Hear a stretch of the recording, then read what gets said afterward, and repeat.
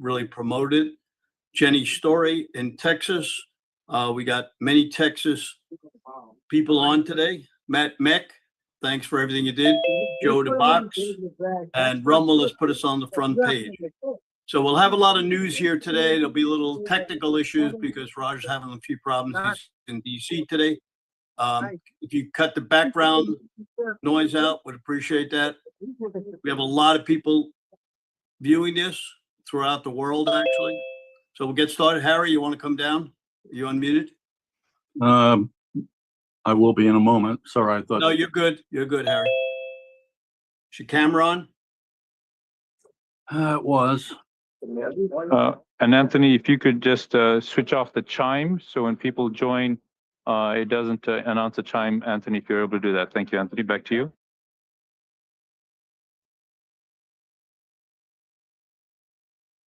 All right, there you are, Harry. You're on. Good. All right, we got Harry Hurry, Unite for Freedom. Go ahead, Harry. Hi, Steve. How are you? Thanks for having me on. Good. We have to always deal with the last minute technical glitches. But anyway, at Unite for Freedom, we're doing quite a few things. I'm sorry that my camera is bouncing a little bit. But we basically, we put out a report. We've got some very disturbing findings that we're still trying to get somebody to explain to us. But we've done an extensive examination of the voter histories that are released during early voting in Texas. We've done this in other states, but the one that's most ripe at the moment is the primary elections in Texas. And basically what we do is we take the voter histories, the voter tallies, and we compare what is happening with regard to the registration of votes or the application of votes to particular individuals. And in Texas, as in other states, we see a large mess. And so hundreds of thousands of votes that are attributed to an individual, and then that individual is deleted from the record. Now we have some that oscillate. Oscillations in normal situations may or may not be able to be explained by mechanical or procedural errors, but the idea that you have people that show as having voted and then they drop off of the voter history, this is not explained by normal data processing problems. And frankly, the others are not explained by competent data processing. So we often talk about it internally, what could explain these data findings, and the frank answer is nothing can explain it except malice or ignorance or incompetence. So what is it? Is it an error in the systems? Is it a programmatic piece of mischief? Is it a false flag that's being injected for the purposes of getting people to chase the wrong rabbit hole? There's a whole host of potential explanations, but all of them point to a system that's not trustworthy, a system that can't produce an honest result, and one that appears to be tampered with. And the tampering, we could get into that in detail, but what is a better approach is to say this. Unite for Freedom's data has always been fully transparent. Anybody that has an interest in the matter, whether they're filing a lawsuit or law enforcement, we've always made our raw data available to others. Again, not for the purposes of, doing some hit job in the press on Unite for Freedom, but for the purposes of giving clarity to people that have a direct interest in litigation or a direct interest in fixing the system, finding out what happened and repairing it.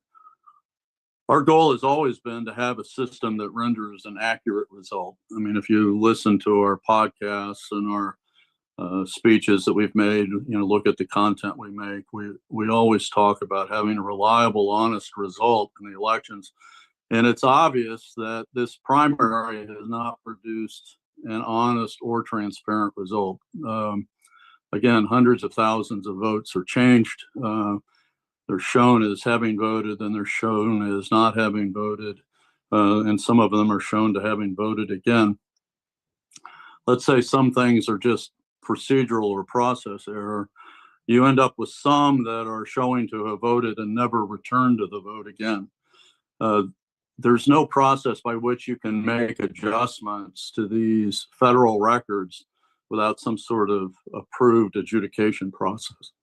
They certainly did not go through adjudication. So what is it, by what means, let's say it's just an error for a moment, by what means did they fix the errors? And how is it that votes were attributed to individuals that no longer show as having voted?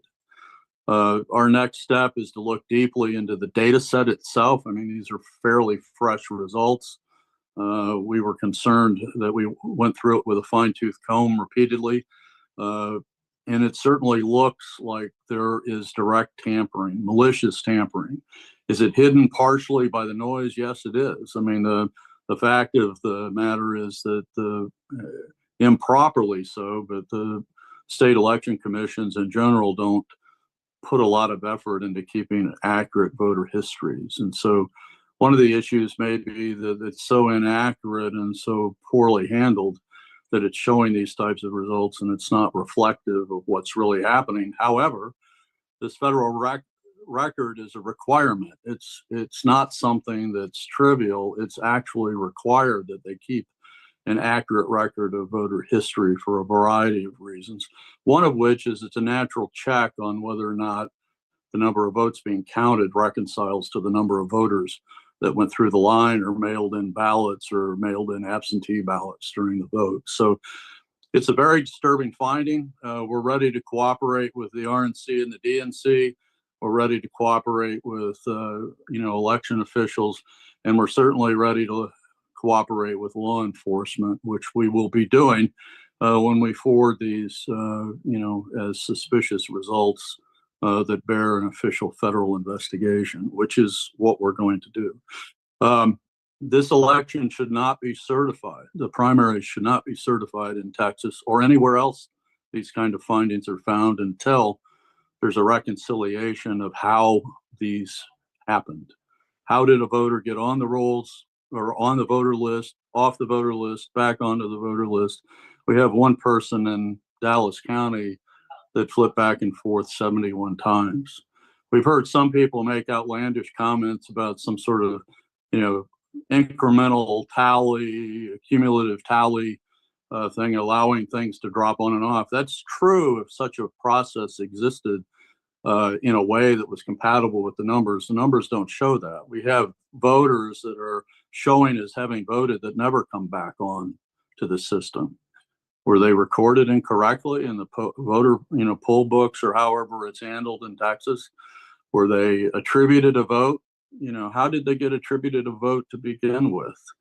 The fact of the matter is they should never have been attributed a vote. And the fact that they were means that there was an error that needed to be reconciled. At a minimum, this behavior, though, of things coming in and going out and coming in, showing for a while, not showing for a while, is direct evidence, and it's in the hundreds of thousands. It's not 10,000. It's not 2,000. It's almost 500,000 total across the system. In addition to that, we did a run just quickly, and this was just released today on Space or X. We did a run today that shows 1,400 people voted both in the Democrat primary and the Republican primary. All of those people, as I understand it, committed election fraud in Texas. Did they do it themselves or did someone do it for them? That's what the election officials and the law enforcement officials will have to investigate. We're not saying that this is clear and irrefutable evidence of election fraud. We're saying that this is clear and irrefutable evidence that there's something terribly wrong. And when the only excuses that can be offered so far by election officials do not even match the data, it means that they're not, taking it seriously, the need to have accurate and honest elections. So, and of course, the duplicate voting, in two different primaries is completely illicit. We're were there 1,400 misattributions? How does that even occur in Texas? So there's a lot of questions that need to be answered. They need to be answered quickly because the primaries are going to get certified very shortly. And the fact is that without a reconciliation, they should not be certified. So that's in a nutshell. We're doing some similar things with Pennsylvania right now. And that information will be coming out next week, but it shows similar patterns, not with quite the same density that Texas allows because of the way the data can be downloaded. But the fact of the matter is we've teamed up with Greg Stenstrom and Leah Hoops and others with regard to their existing process challenges and machine challenges regarding certification primarily. But we've given them measurements of the amount of malfeasance in the system. So we now have crossed the Rubicon with regard to being able to prove scale, materiality, if you will, in terms of the size of the, let's just call them for now, uninformed errors. We don't know what they are. We don't pretend to know who did it. We don't know who's responsible for it. But what I say is it's a picture of a crime scene. These scorecards that we produce are full of errors, millions of errors. And so what we have is a picture of a dead body. You don't need to know who did it to investigate it. We've been told over and over and over again, if we don't know who to attack or who to sue or who to charge with these things, that we can't proceed with a lawsuit. The fact of the matter is, who would ever ignore a body laying on the sidewalk that's been shot 5 times and say, I can't investigate that because I don't know who shot him. This is the kind of choice that they're forcing us to make across the country. I know that some of it's inconvenient because, whether you're red, blue, or purple, you're going to be offended by the fact that they are stealing the elections, whoever they are, across the whole country. And this has to be stopped. It has to be stopped now. We all have the feeling that we're headed toward a crisis. And I'm sure they're going to talk about it. And I apologize, Leah and Greg, if I steal any of your thunder at all. But there's a patriot in Pennsylvania that's been incarcerated without a warrant and accused of being mentally ill. I won't mention his name because I don't know what you can talk about and what you can't talk about.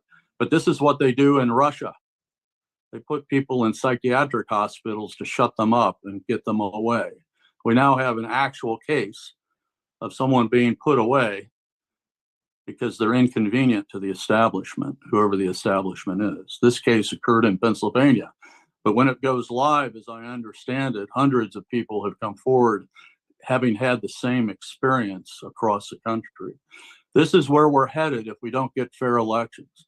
If the politicians never feel like they're going to respond or be responsible or held accountable to the people, we are going to just get in a worse and worse place as they get away with worse and worse conduct. And we have to stop it now.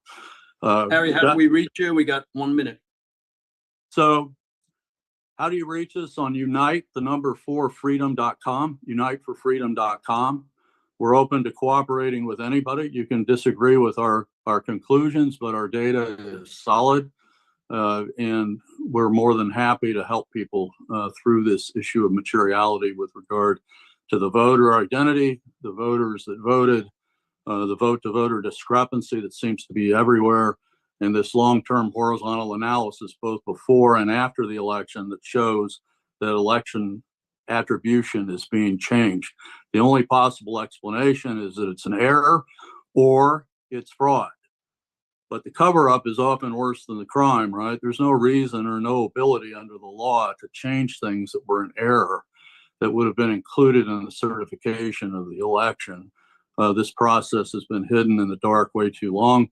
We've seen this data since 2020, and we've gotten better at finding it, measuring it, and now we have real-time data as well as long-term data that shows that somebody in the background is deleting voter history and adding voter history without telling anybody about it.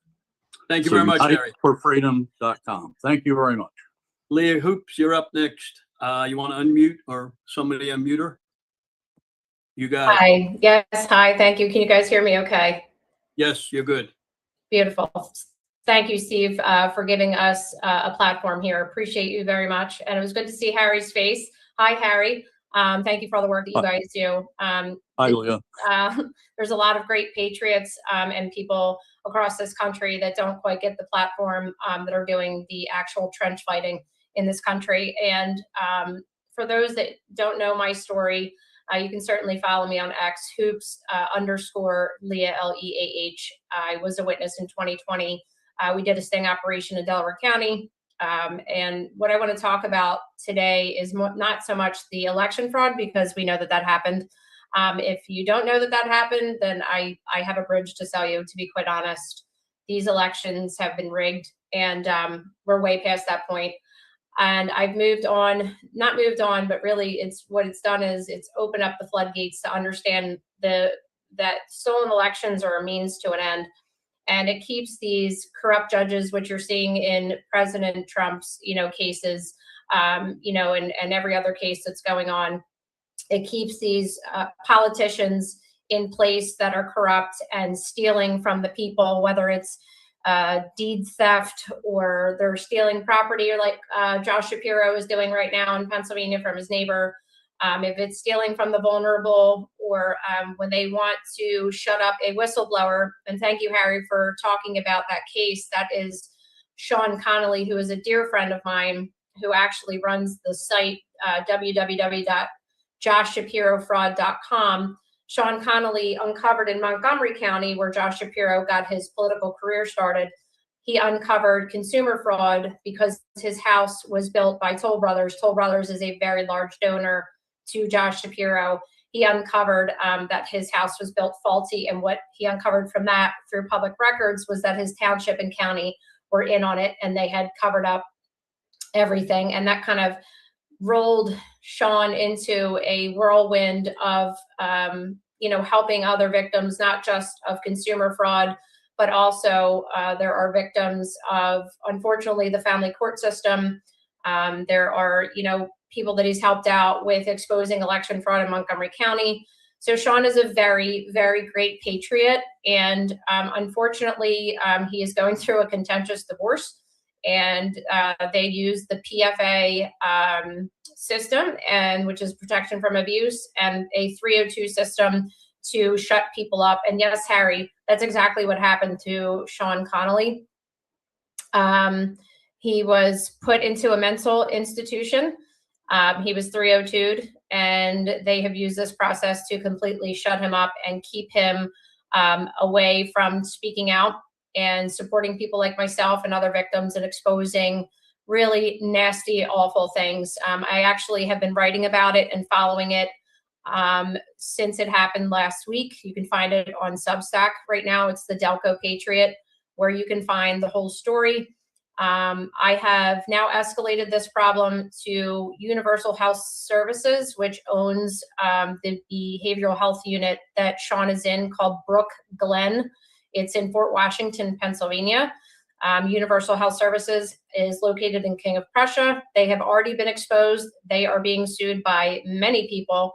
As a matter of fact, Paris Hilton exposed Universal Health Systems years ago because she was at a boarding school in Utah that was owned by Universal Health Systems. So what we've done here is we now have Sean Connolly, a whistleblower who has helped other victims, who's sitting inside of a very corrupt, abusive, mental health behavior hospital, and he's exposing what's going on from the inside. So what they thought they could do was shut him up, and what it's done is it's now giving it national attention. So this is what we have been going through, myself and Greg Stenstrom, who is on this call here today. And I want to talk about the lawfare that they use. And the fact of the matter is, it's not that they didn't commit election fraud, it's the fact that they did. And the onus is on the government to prove that they ran a free and fair election. And if they ran a free and fair election, why have they gone to the extent that they have to come after victims, or to come after witnesses, or they come after the people that have exposed them? And that's exactly what they've done. And Greg and I have been sued 3 different times. We've won 2 of those cases. And we are still going through a lawsuit right now where we are being sued by Delaware County government for what they call abusive process. So once we started filing petitions starting in 2020 all the way up until present, what the county decided to do was to sue us in order to shut us up. And this is something that's happening all across the country. These are the stories that don't get talked about. And what that's allowed for us to do is to, not only talk about it and give other people courage, but we allow these whistleblowers and victims and witnesses to come forward, and they feel like they have a fighting chance. And we've been able to help other people not only file pro se cases to, fight whatever corruption is, a government is attacking them. And we've won our own cases, and we are winning in this current case. And it's basically started a movement. And that's what I really wanted to talk about today, is that this is the underbelly of what's going on in our government. It's not about the election fraud. It's about the public corruption and the evil that we've experienced since coming forward.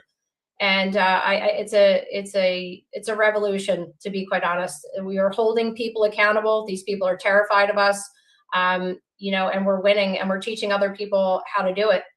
And that's the whole point. They want us to be afraid. They want us to be silent. They want to try to bankrupt us. They want to try to defame us and scare us to death, to the point that we don't talk. And I refuse to back down. I will not ever bend a knee to these tyrants. And I really think this is what we need to be talking about in every county. We need to be standing up for our, for we the people. And that's where I am right now. And I've kind of not moved away from the election fraud. Obviously, I'm still fighting. But I really want to be able to help other people fight the good fight and fight against the public corruption, and be able to, stand tall and have courage. So if you guys would like to reach out, my website is www.rhgpublish.com. You're able to contact me. I can do any kind of consult with you to talk about, maybe a particular case that you're going through, or, if you're being attacked, or if you just don't know where to start. Because obviously we know that we can't go to attorneys. They have not been helpful at all. And honestly, the good ones that have come forward, they've also been attacked as well, all across the country. So I wanted to say thank you very much, Steve, for allowing me to come on and talk about Sean Connolly, talk about my situation, and be able to, hopefully help other people that are going through any kind of situation where they feel like they just don't know where to go and how to fight back. Well, thank you very much. Before we get our next guest on, I just want everybody to see we're wearing our new 250 shirts, the flagshirt.com. If you look behind me, I'll be changing shirts. We've got about 20 new shirts. We're really celebrating. Somewhere a couple of days before Flag Day, we'll be running our national 250 election security precinct strategy meeting in June. So we'll let you know about that. Tomorrow, very important. I normally don't do back-to-back Zoom meetings. Tomorrow will be our precinctprojectusa.org. If everybody goes to precinctprojectusa.org and signs up, tomorrow we will have about 8 million people on this. We have about 100 podcasters that have signed up for tomorrow. We will be at 2:00 Eastern time, only on podcasters. We will not be on Zoom other than the speakers. Stern American Rumble will be hosting it, and we'll have a tremendous amount of people. Our next guest is a good friend of mine, Dr. Robert Epstein, an author, professor, psychologist. I don't know how many titles we can give him, but he's got some important information to come out with. Dr. Epstein, come on down. Okay, can you hear me this time? We can hear you this time. Great. Wonderful. Okay, great to see you again, Steve. In December 2023, I testified before the U.S. Congress for the second time, this time to introduce members of Congress with whom I work very closely, to a monitoring system that my team and I have been building since 2016. It's cost us about $8 million to build this system. It's the first such system ever built in the world. And what it does is it monitors the content that big tech companies are sending to real voters, registered voters in all 50 states, politically balanced. We at that time had 13,000 of these people helping us. We call them field agents. We now have more than 17,000. So in other words, we're monitoring real content that companies like Google and Facebook and Instagram and so on are sending to registered voters in all 50 states and to many of their children as well. So we're trying to see what are these companies actually showing to voters, and are they showing content in a way that's fair? I introduced this to Congress in 2024. We greatly expanded the system, and we had an impact on Google and other companies. We got them to back off on their election manipulations. I'll give you one quick example here. On October 31st, right before the election, we found that on Google's homepage, they were sending out 50% more go vote reminders to Democrats than to Republicans. Now, that page is seen 500 million times a day just in the United States. So imagine a partisan go vote reminder being sent out right before the election. We went public with that information and we got them to back off. November 1st, 2nd, 3rd, 4th, and 5th, they stopped. They stopped doing that. So in other words, monitoring, what we're doing now is monitoring on a very large scale. Monitoring can stop these companies from interfering with our elections, from indoctrinating our children, and so on.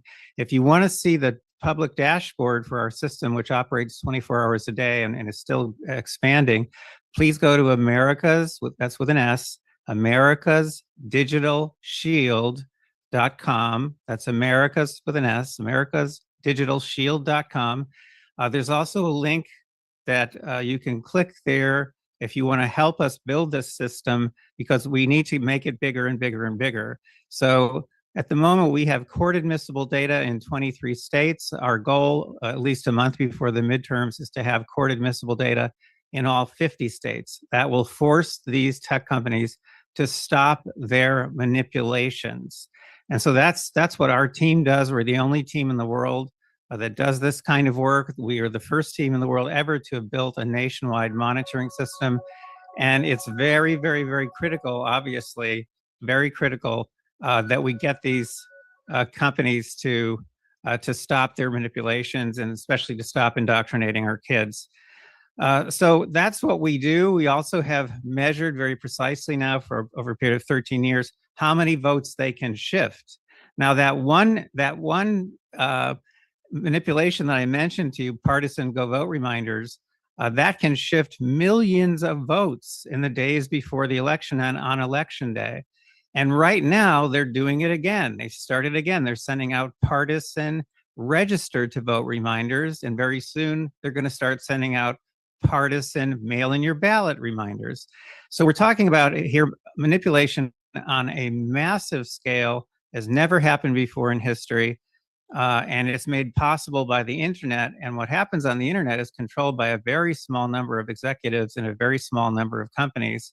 95% of the donations from those companies go to Democrats. I happen to lean left myself, but I object strongly to having a private company, which is not accountable to the public, to have that much power to shift that many votes, to indoctrinate our kids. And the only way to stop them that I know of is with monitoring. So 100 years ago, a US Supreme Court Justice Louis Brandeis said, sunlight is the best disinfectant and street lamps the best policeman. And that's what we are doing. We're casting light on what the big tech companies are doing. The more we learn about it, the scarier it is. I think all the work that you folks do and that Steve does is fantastic work, but just keep in mind that what's happening in the background that you don't see is happening on a massive scale. We're not talking about hundreds of thousands, we're talking about tens of millions of people are being impacted the bottom line on our research is that we know that by sending people biased content, a company like Google or Facebook can shift between 20 and 80% of undecided voters literally in a matter of minutes toward one party or the other, toward one candidate or the other. That's between 20 and 80% of undecided voters, people who are vulnerable to being influenced. And these companies, because they track us, because their surveillance is so extreme, they know exactly who these people are. So please go to America's, with an S, americasdigitalshield.com. If you want to help us in any way, you'll see a link there where you can help us. And I really hope that you'll become more aware of what's happening here. If you want to learn how to protect your privacy and safety online and to teach your kids to do that, please see my article at myprivacytips.com. That's myprivacytips.com. And again, Steve, thank you so much for this opportunity to talk to your wonderful group of followers. I appreciate it very much. Sure. We'll get you back on again. Thank you for coming on. Let us know how everything goes and we'll report it on the next couple of shows. Next up, we have somebody's going to stop in 1 second. Ohio Amy. We have a couple of minutes. She's got a great event coming up. Amy, unmute yourself if you can, or somebody unmute her. We got a couple of minutes to find her. Can you find her, Anthony?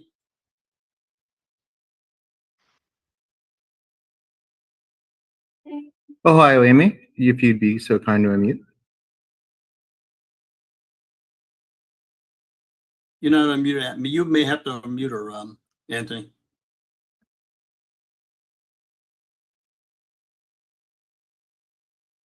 All right. While we're waiting, there you go. Go ahead, Amy. Hi, this is Ohio Amy with the Stay Awake America Tour. Thank you so much, Steve and Raj, for all what you do. And for a moment, just to give a shout out for the Stay Awake America Tour. I am on my way to Florida. Our next stop is this weekend, March 20th and 21st at Port St. Lucie, Florida. We're going to have a fantastic event. Our mission is to unite, engage, and activate local action for national impact. So we deliver truth, but you'll come and hear the truth, but we'll leave you with solutions. So solutions in health and civics, and increasing your faith in education. How we can fight against the Islamic threat to America and child sex trafficking. So again, our next event is this weekend. I encourage everybody to come. Port St. Lucie. You can find details at stayawakeamerica.com. That's stayawakeamerica.com. We want America to stay awake before it's too late. And I love all these speakers. Thank you all for everything you do. If you can't attend, please tell a friend. This is what Steve has shown us. When we unite, we will win. Divided, they win. So Stay Awake America. Thank you, Steve, so much. God bless all of you. Thanks for coming on. You got it. Next up is Charlie Fleischman. He is in Virginia, founder of Republican Adversary Group. Charlie. Hi, Steve. Charlie Fleischman, my partner, Danny Slayman's also online. 2 years ago, Danny and I met at a Republican breakfast and decided that the party was in total disarray, had a lot of infighting, and had no technical abilities. So we built a system that gave a Republican county or city unit a complete CRM process where they could manage their contacts and their membership and be able to have a website, all very easy to them. And we built it out for all 123 units in Virginia. We found out that a lot of our units didn't even have 58 didn't have a website, and just as many weren't even on Facebook. So we started that project. We also found out that most of our party here in Virginia is very old, older than me, and not technically proficient. So we're active in about 20 of those 123 units that we found somebody to help. But it was a little bit too much for us to maintain by ourselves. So we developed a different product called Precincts Pro. Precincts Pro allowed us to expand out into other groups besides the party so we could build our grassroots better. Precincts Pro is doing very well. And within Precincts Pro, we have a neighborhood ambassador program. The Neighborhood Ambassador program lets anybody sign up. We check that they're a conservative Republican voter, and then we provide them the 10 names of their neighbors that are also the same feelings and thoughts. And they go out and they contact them personally. We give them the ability to call them or text them or email them from their own phone. Build up a group to start to build the precinct, one person at a time, one neighborhood at a time. That is being very effective. Just recently, we had one of our delegates here in Virginia die. The Democrats didn't even let him be buried. The day after they died, they called a special election. We had 3 days to create a canvass to get a candidate, select a candidate to replace them in a special election. They knew this guy was sick, so they had somebody that had been out there doing it for a long time before that. So in 3 days, we were able to, with our Precincts Pro and our neighborhood ambassadors, we were able to pull a canvas together, get about 2,000 people out to vote. They selected one of the candidates out of 6 Republican candidates. And we just held the election last night, and I can say within less than 3 weeks, we elected another Republican back to our delegate in a strong Republican neighborhood. So it works very well. We are continuing to expand that. We built it on a national, both the Republican Advocates and the Precincts Pro, we built it at a national level. We are in multiple states. Our only limitation in expanding faster is being able to pull in additional data, whether it be the shape files for maps or whether it be the voter data. We do work with other PACs that are providing us data that help with that. We also have just launched another program that goes with the neighborhood ambassadors called Rise Up US Now. This is where we take current laws and things that are being debated by the legislatures, and our ambassadors can go in there and read the details from first the summary and down to the detail if the law that's being considered, and then reach out to their legislatures to make their input known. The difference here is that they're coming in as an individual vice a mass mail, where the legislators say, yeah, okay, this PAC's against us. They just throw everything into the trash can. So now this is coming from the representative that votes the guy. So it has a little bit more impact. Danny and I have built this on our own dime. To fund this now, we've opened up a 501c4 called Advocates in Action.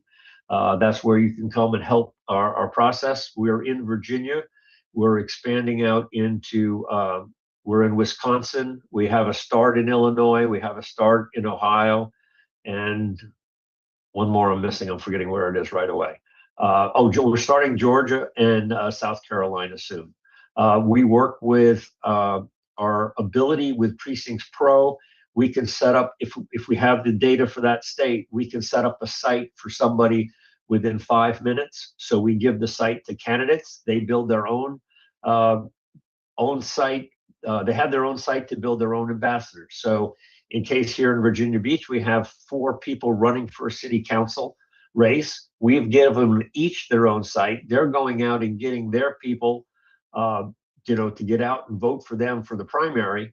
But at the end of the primary, we'll have all those ambassadors that will now be Republicans. We also give different candidates, say we have a city council and a House delegate, maybe a state senate and a congresswoman all living together.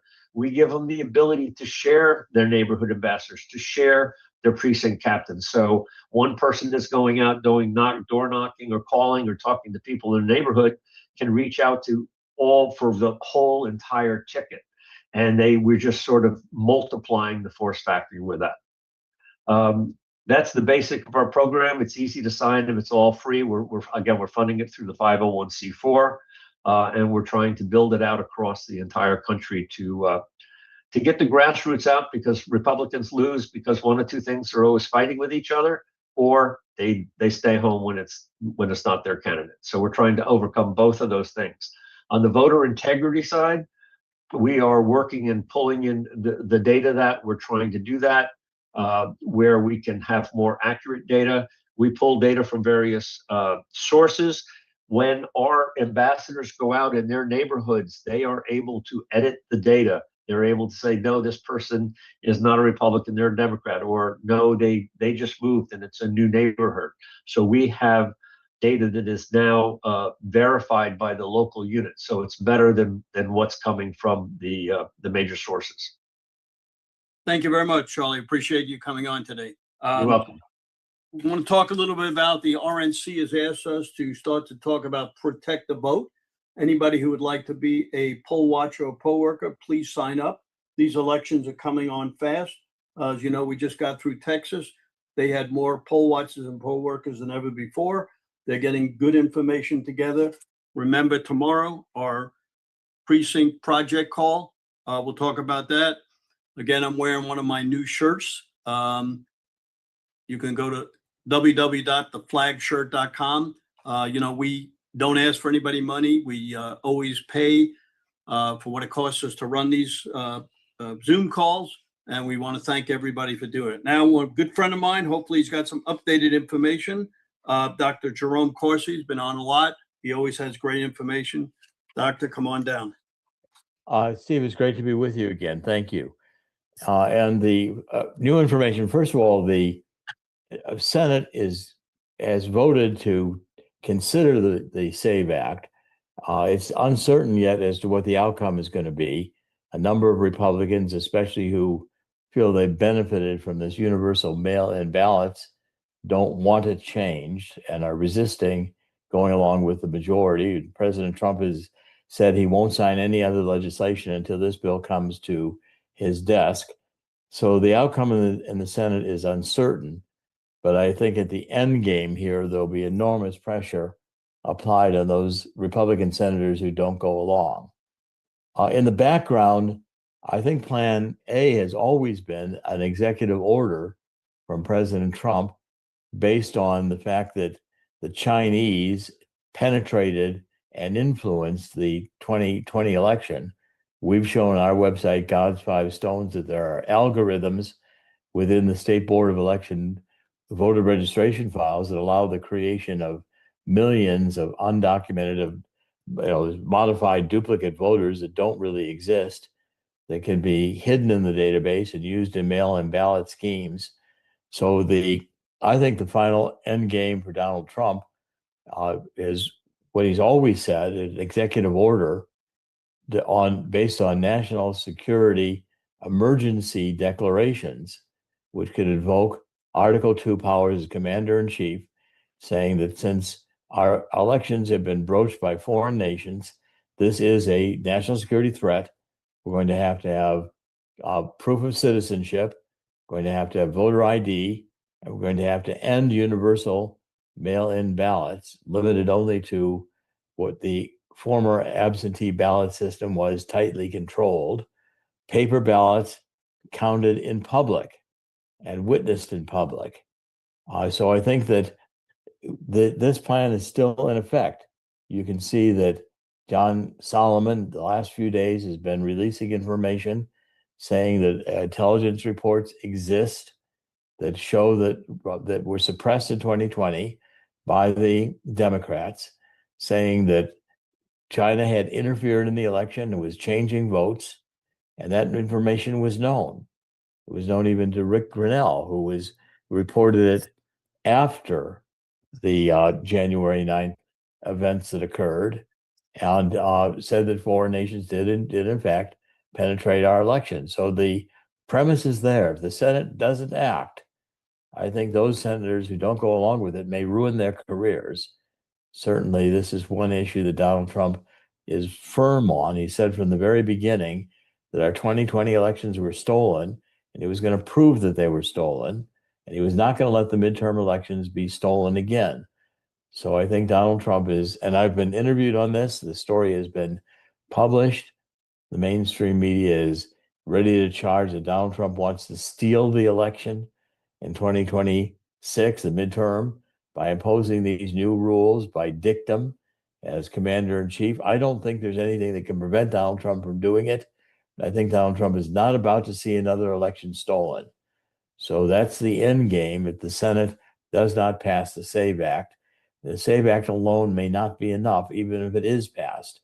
But I believe Donald Trump is resolute He's not going to allow the 2026 midterm elections to be stolen without taking some strong executive action.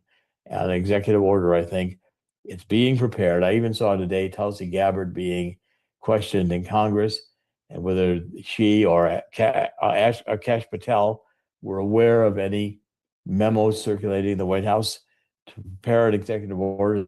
They both said no, but that doesn't mean it wasn't happening, or that they may not intentionally know about memos that are circulating, talking about ways we can secure the election by the formula I just gave, proof of citizenship, a voter ID, an end to universal mail-in ballot, and tightly controlled mail-in ballot according to the absentee rules, and paper ballots counted in public. I think this is what Donald Trump's going to insist will be the 2026 election rules. And I believe that the plan that Peter Ticktin shared with me based on our research, God's Five Stones with Andrew Paquette, these algorithms in the database, Peter Ticktin outlined for me at the beginning of the second term that this was ultimately the plan. And it's playing out very much like it's always been described. Now the public information is coming out about Russia interfering in the election. We're seeing the FBI in Colorado, in Arizona and in Georgia. And I think we're going to get ample evidence of voter fraud in 2020, regardless of what the Senate does. Steve, I think that's a report. And I'm actually watching the steps play out much as they were described to me almost 2 years ago. So give us a little bit background information on what do you think the SAVE Act is, because a lot of people listening on TV, they hear, our senators talking about it. And isn't it in the Constitution that no illegal citizens can vote? Yes. In fact, and it's ridiculous that the Senate would block a piece of legislation which would affirm that principle. It's illegal, and the Democrats know what they've done. They tell illegals, well, you own a home, so therefore you can vote, or you have a driver's license, so therefore you can vote. And if these people illegal here try to go and get naturalized according to the rules, if they're research, they find they've compromised their position to get a naturalized citizenship because they've committed fraud in voting illegally. The Democrats don't care. I don't think the Democrats could win an election that was not rigged. And the Democrats are now fighting for keeping the rules that allow them to cheat in place so that they can win a majority in the House and Senate and make the last 2 years of President Trump's second term a replay of the impeachment efforts, the efforts to destroy President Trump's presidency. And I don't think this time around President Trump's going to allow it to happen. So you are speaking with Peter a lot. Do you hear anything on Tina Peters? We always try to, on this program, talk about Tina. We're not going to ask everybody to call the governor because he said he's going to try to pardon her, or we've heard information. Have you heard any updated information? Well, the updated information is that, the governor Tina Peters has already served more time than her sentence, that her crime would have required. And if you listen to the appeals court, the judges were extremely upset that Tina Peters had at most committed a misdemeanor, but yet the judge charged her with, gave her a felony sentence. And it was way out of line. The sentencing is completely messed up. And the appellate court made it pretty clear they were going to mandate the case back for reconsideration because Tina Peters' rights were severely hampered. And I believe that will play out in the courts. But again, the governor said that he wants to release Tina Peters. I think it could happen any day. But again, we do need to keep the pressure on. And Peter Ticktin has done a remarkable job getting an appellate record, which I think makes it absolutely clear that it's unconstitutional for Tina Peters to be kept in prison. Yeah, I will have a conference call with Peter here at 5 o'clock today after this thing, and we'll try to find some excellent information. Thank you for coming on again. We appreciate it. Next on, we're going to have Fanny Martabani check my vote. You want to unmute him or unmute yourself? Yes, I'm unmuted now. I hope you can hear me, Steve. Good afternoon. We can. Thank you, Steve. Thank you for having me on today. And I'm sure many people here don't even know who I am and why I'm involved with election integrity and why I founded checkmyvote.org back close in the heels of the 2020 November election. So my name is Fani Mantravadi. I am originally born in India, but came to this great country about 25 years ago to do some IT projects, because they wanted me to do some work with the programming and IT stuff. That was my skills, basically. So anyway, fast forward back down to 2020, I was on the path to legal citizenship to become an American citizen. I was on a permanent residency, all through legal procedures. And I grew concerned that my path to legal citizenship may probably get into jeopardy if someone creates a ballot in my name, because I was hearing a whole lot of stories about ineligible people voting, and I never voted, obviously, because I was not a citizen. So I grew concerned, obtained the Michigan's voter rolls from making a FOIA request, and I looked for my name and the disposition of my voting history, of which there shouldn't be any, and there wasn't, thankfully. But obviously, word got around in the little communities I was working with, opposing COVID policies and all that stuff on the side, and they also wanted to check how their vote was recorded in the voting files of Michigan. So I kind of helped them out by kind of looking them up and telling them by word of mouth, And then soon I was handling too many requests like that in a day, decided to put a website together, checkmyvote.org, and I'd load voter rolls in there so people can put their address in there and check who's registered to vote from their address. And also they can check if they have voted, absentee or in person, etc. And we found out, actually through the people that voted, the citizens of America, that they would say they voted in person, but their vote was recorded as absentee in the November 2020 election. And they would ask me why my site is showing the wrong information. Well, I'm like, hey, no, it's not my information. It's just the state's information. So soon enough, obviously, we contacted the clerks and the SOS. Justin Benson is one of the most corrupt individuals ever. Soon enough, I got a letter from the Secretary of State saying they're not going to give me the method of voting data anymore because I'm causing too many problems. So anyway, fast forward to 2025, I just became a citizen, a naturalized American citizen. And, I'm so proud to have this naturalization certificate to be an American.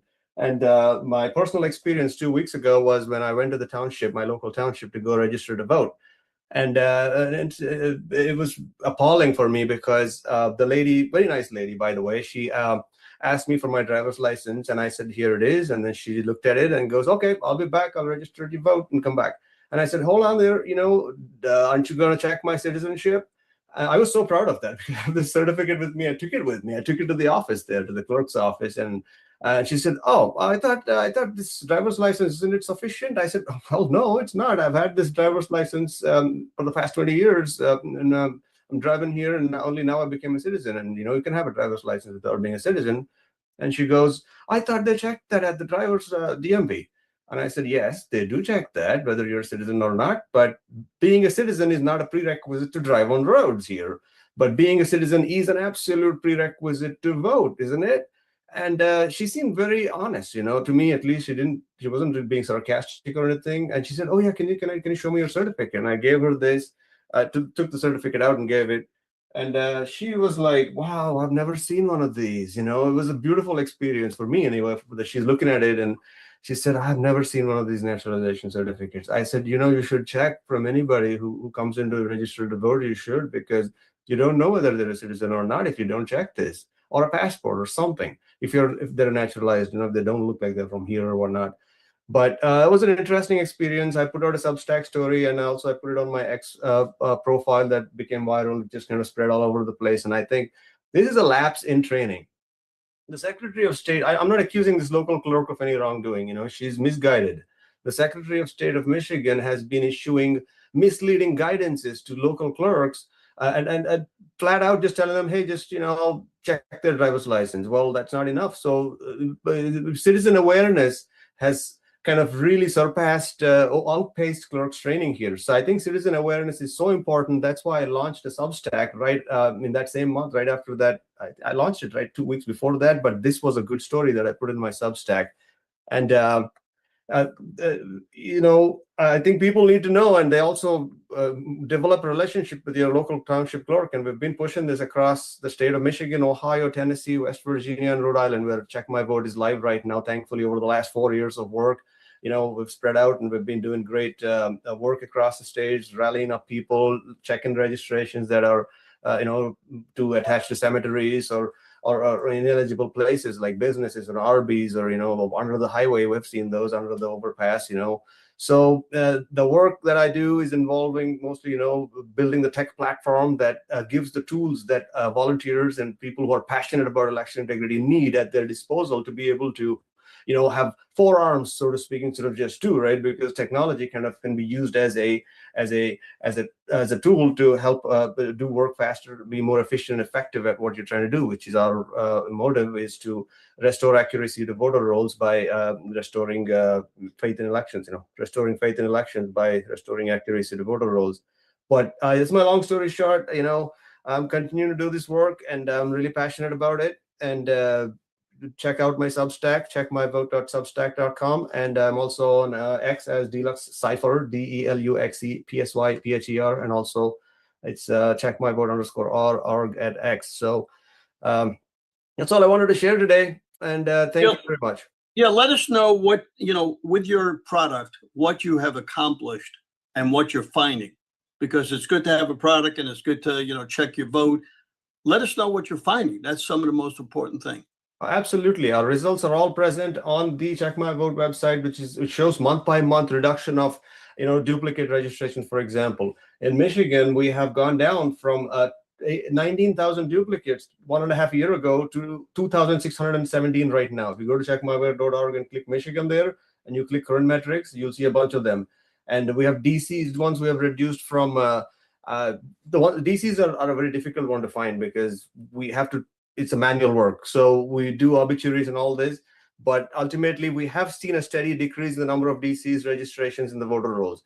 And we also have, there's a success story that published today in Check My Vote, where an individual found an obituary of a 90-plus-year-old person, went to the clerk and got it removed from the voter rolls. Although this may sound anecdotal, you can go to my website. Under the scorecard, you'll see graphs that show month after month what's going on. Is it trending up or trending down? All these anomalies. So built all these algorithms also to kind of track their success. And Substack is where my stories are going to be going out every week, success stories of what we've been doing, both magnitude of high numbers versus anecdotal small ground level examples. So please do follow my Substack, checkmyvote.substack.com.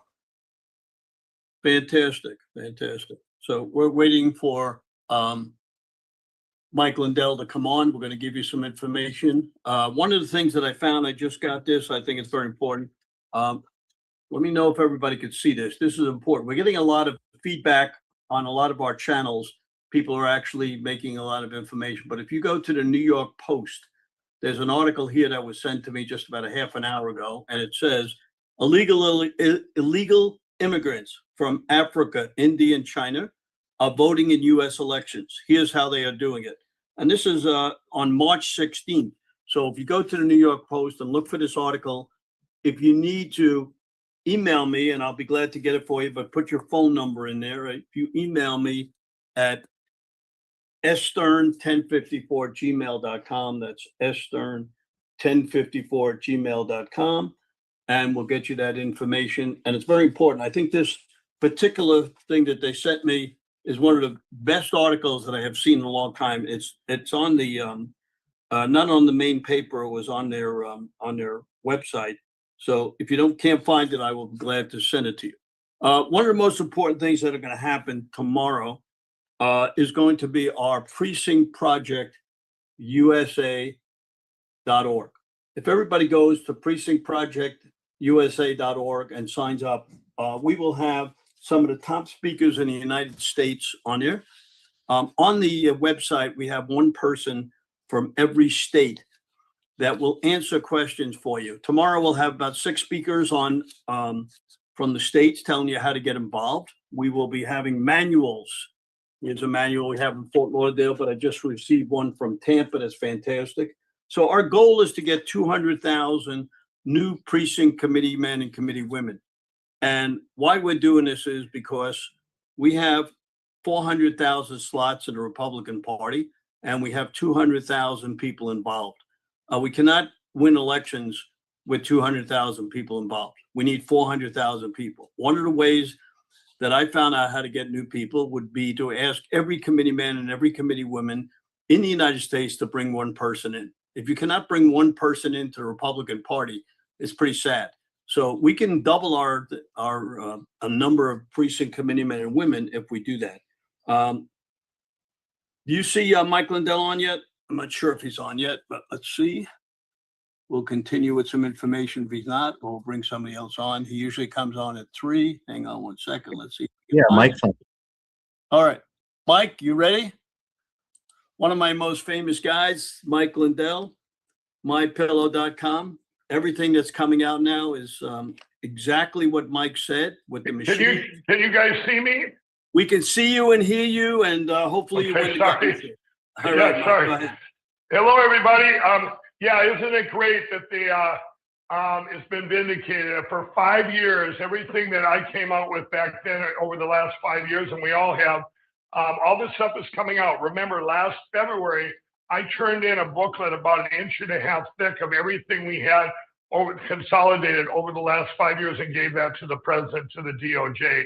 So as this stuff pours out now to get vindicated, but to get us closer and closer to secure elections, with the SAVE Act, hopefully that gets passed. We got to keep praying for that.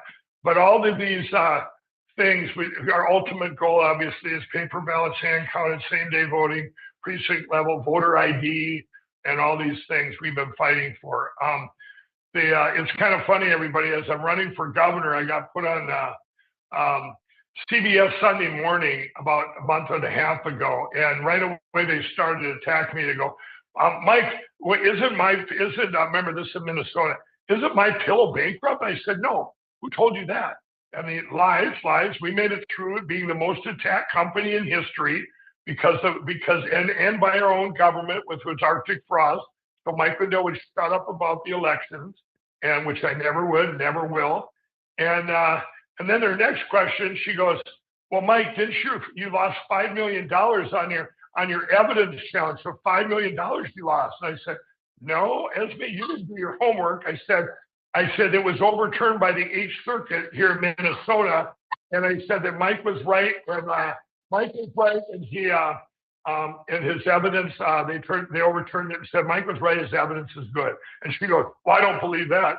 And then I showed her the article. I said, you did. And she played it live. So it was embarrassing that a journalist didn't do her homework. But anyway, I think when you talk about these midterms, as I'm running for governor, what I did just a week ago, everybody, for the last 2 months, I have been put in this position to get the GOP nomination, which I'm not honoring. I'm going to go right to the primaries. But the establishment, these establishment candidates that have been in there for 1.5 years, the one gal, she's been in it for 1.5 years. And we get up you get to talk for like 5 minutes. You spend your whole day going all over Minnesota to this event, and you get to talk for like 4 or 5 minutes. And she gets up there and says, 1.5 years ago, she's Speaker of the House, by the way, that's running for governor. 1.5 years ago, I did all this. I brought up this fraud prevention thing, and the Democrats didn't listen. Well, good for you. It happened under your watch. I don't care if you have a little R in front of your name. You should have shouted louder when we had $25 billion stolen from us, from all of us, federally, on the federal taxpayers and Minnesota. And so what I've done, everybody, and you're hearing it here first, a week ago I said, you know what, enough's enough. I'm going to win this race against Amy Klobuchar. I'm going all in, and I'm going to do 75 rallies in 100 days, all throughout Minnesota. Very similar to a guy I know, which I went to over 150 rallies with our president. And the campaign is shifting. I'm going to go into these towns, and I'm going to be able to give a 2-hour thing of here's what I'm going to do, here's how I'm going to win. And I've got a pathway to win Minnesota. One of the things I'm going to do, everybody, imagine if you've seen an ad. Mike Lindell and Amy Klobuchar come to a historical agreement. You would all open it up, right? Because here's what it would say. In 2018 and 19, Amy Klobuchar was the loudest voice in this country to get rid of the electronic voting machines. You can all validate this by watching the movie Kill Chain. Amy Klobuchar, Kamala Harris, all the Democrats shouting from the rooftops, but especially Amy. She even named the machine companies and she didn't get sued. So here you have Mike Lindell and Amy agree on this. Well, what did Mike Lindell do since that day? Well, Mike Lindell spent $70 million, everything he had in the world, to go out and try and secure our election. And over the last 5 years, that's all done, poured money into this, and even with the lawfare and everything else. Well, what did Amy do during that time? She went silent on the fraud there, but yet she went out and solicited billions of dollars from the government to help for these welfare programs, these Somalian programs, and it's gone. So Amy's not a real good steward of money. So I'm looking forward to these debates or whatever it is with her, because this is the times we're in right now. And remember, we're coming up, these midterms are the most important right now elections in history. Everything could be in vain. We have to win nationwide. But I'll tell you, the fraud in Minnesota is the biggest blessing that Minnesota has had, could be one of the most important ever. We have been blue since 1972, the longest state where we've been blue in our presidential races. And but the fraud being a blessing, you all know I'm a very big optimist, and what a blessing it is, because now we can, we're looking, all the eyes are on Minnesota on this fraud. And if you didn't have that, everyone from like in Minnesota, well, it's going to be blue anyway. Why even bother and vote? But this fraud is just like the 2020 election, which is one of the most important elections in history, because it revealed over the last 5 years all the stolen election and all the things we have to fix in that election. Just like this fraud is revealing everything we have to do to fix these programs to save Minnesota and nationwide. You're going to find out it's everywhere. These welfare programs, all these programs have been cost us trillions, not billions. I believe it's trillions. And now we get a chance to look into that. And by the way, you can say ban Sharia law without being a racist now. Isn't that nice? I mean, Minnesota's the Trojan horse for that. We've had to deal with this Sharia law they tried to put in. It doesn't go with our Constitution. It's horrific. And I've said this 5 years ago. I said, Minnesota's like a Trojan horse. And I was praying that this would come out. And so you cannot mix the two. And look what that's happening because of Minnesota. Nationwide now, you got all these things in Texas, up in Michigan.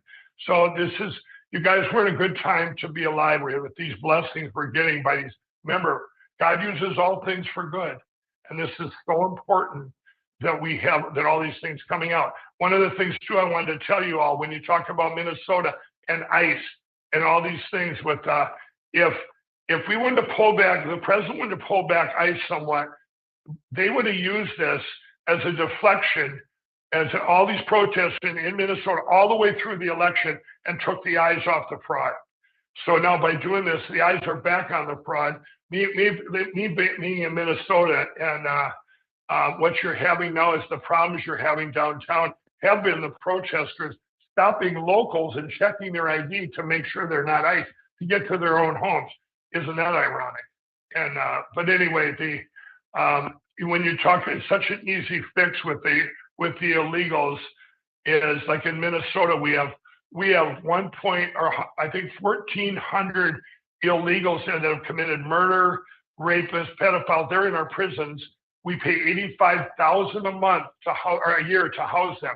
So Minnesota taxpayers are paying $110 million a year for just those. That's the criminals. Now every illegal, you guys, I want to tell you all this.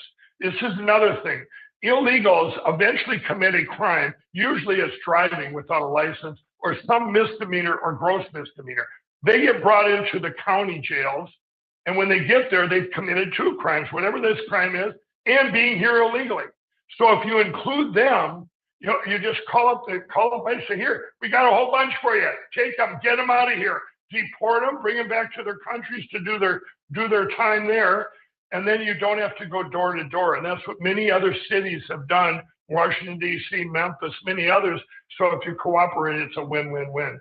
But anyway, that's good. It's my update. I'm doing very good. I'm polling #1 for Minnesota governor with the people, not the little GOP polls they do. With the people, I'm #1.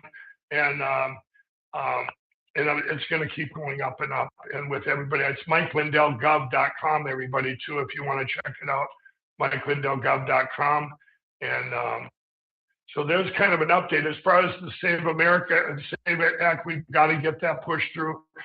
Hunter, that's like the president said when I talked to him and I, since we've said since the summer, well, for more, longer than that, there is nothing more important than our election platforms. Nothing, not one single thing, even going on now. If you don't secure this, our elections, if we don't secure them, and you all know that, if we don't, this will be just a moment in history where we had a door to walk through and to save our country and everything, but it got slammed shut because we didn't secure our elections and they stole them. Maybe it'll take these midterms where they do steal it, and then finally everybody will demand, hey, open up these machines, open up this, and we get to the bottom of it. Maybe that's what it'll take. But either way, it's we're winning on every level. I really believe that, and everybody's efforts out there, Steve, with the everything we've done for the last 5 years now, that's and the stuff that keeps pouring out, and this wasn't going to happen overnight. I still haven't learned patience, but I've been forced to. And it's all been on God's timing here, and I really believe we're going to get there. It's going to be amazing. So on the War Room, you said that you're moving your warehouse.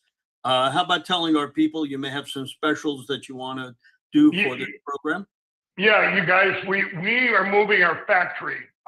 We actually had the people before, they bought a year and a half ago. We have a big lease, 400,000 square foot factory. They're a very woke company. We don't even need to get into that. I had to get out when it gets good. We got a brand new factory. We've been moving for the last 4 weeks. And during those 4 weeks, we have all this stuff that we don't want to move twice. So what I'm going to do for all of you, you guys can use promo code Mike. You get free shipping on these mattresses, mattress toppers, as low as $99.98. You guys go there, get these with the mattresses. You get 2 free pillowcases, plus the lowest price ever, plus free shipping right to your front door. We don't want to move them twice. We want to move them now. So this week, if you get them now, and by the way, we have our product lines, our clothing lines that we had couch pillows, but this huge clothing line, all this stuff was earmarked for retail, which remember shut us down, they canceled it. So all this huge inventory, we marked down to 80% off, and which our employees, they're grabbing too. This is lower. This is lower than our normal employee discount. You guys, we don't want to move it. We want it to get, you guys can benefit. Use that promo code Mike and go on there, get free shipping on your entire order. Everything's free, right to your front door. And then plus we also, this was right in the middle, Steve, of our second annual mega sale, everybody. So the mega sale is our 4 flagship products. Our sheets, our Giza Dream sheets, as low as $29.98. Then you have our towel set, 6-piece towel set, lowest price in history, $34.98. The best towels ever, they actually work. Then you have our pillows, the famous My Pillows, the standard size is $14.98. And then you have our mattress toppers, which I just told you. So go there, do all your shopping now. You're never going to get a lower price, a bigger special. Use my promo code Mike and get the free shipping today right to your front door. You'll be helped. It'll be a win-win-win-win, helping everything that I'm doing. Remember, everybody, I was not going to run for governor until My Pillow was secure. I told the president that last August. I said, sir, I'm really thinking serious of running for governor of Minnesota, but my wife and I are going to pray about it. But My Pillow has to be secure. It's been the most attacked company in history, and we got a little bit past Thanksgiving where, you know what, I can let them go and go 100% all in to what right now the next most important thing, winning governor of Minnesota. So you guys have all been, your support over the last 5 years and everything, supporting My Pillow has got us to this point by the grace of God and all of you support. So we can help each other one more time. Get all these products today, promo code Mike, free shipping right to your front door, so we don't have to move it to the other factory. What phone number can they use to call in? Yeah, let me get that. I'm sorry, I didn't.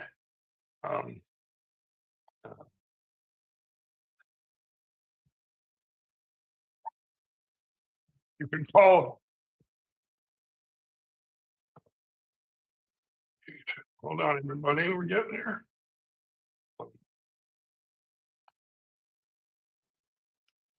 You would call 800-544-8939. That's 800-544-8939. And you know what? They speak English. These are this is my own call center. These are all these employees that I have. We're an employee-owned company.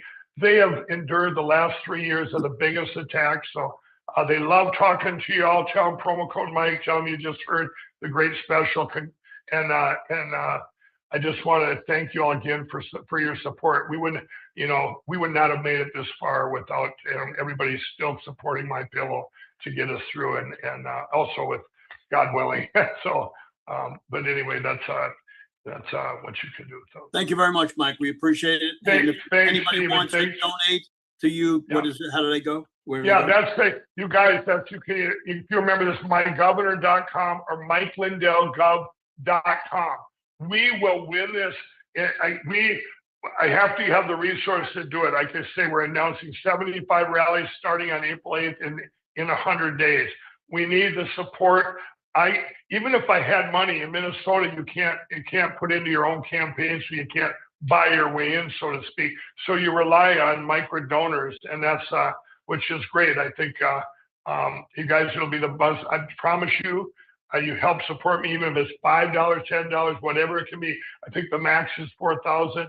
If you guys could do that, I promise you, I will work 18 hours a day and do, God willing, win this race. I will do everything possible to win. Your money will be the most well spent ever for that, I believe, because I believe it's one of the most important elections in history.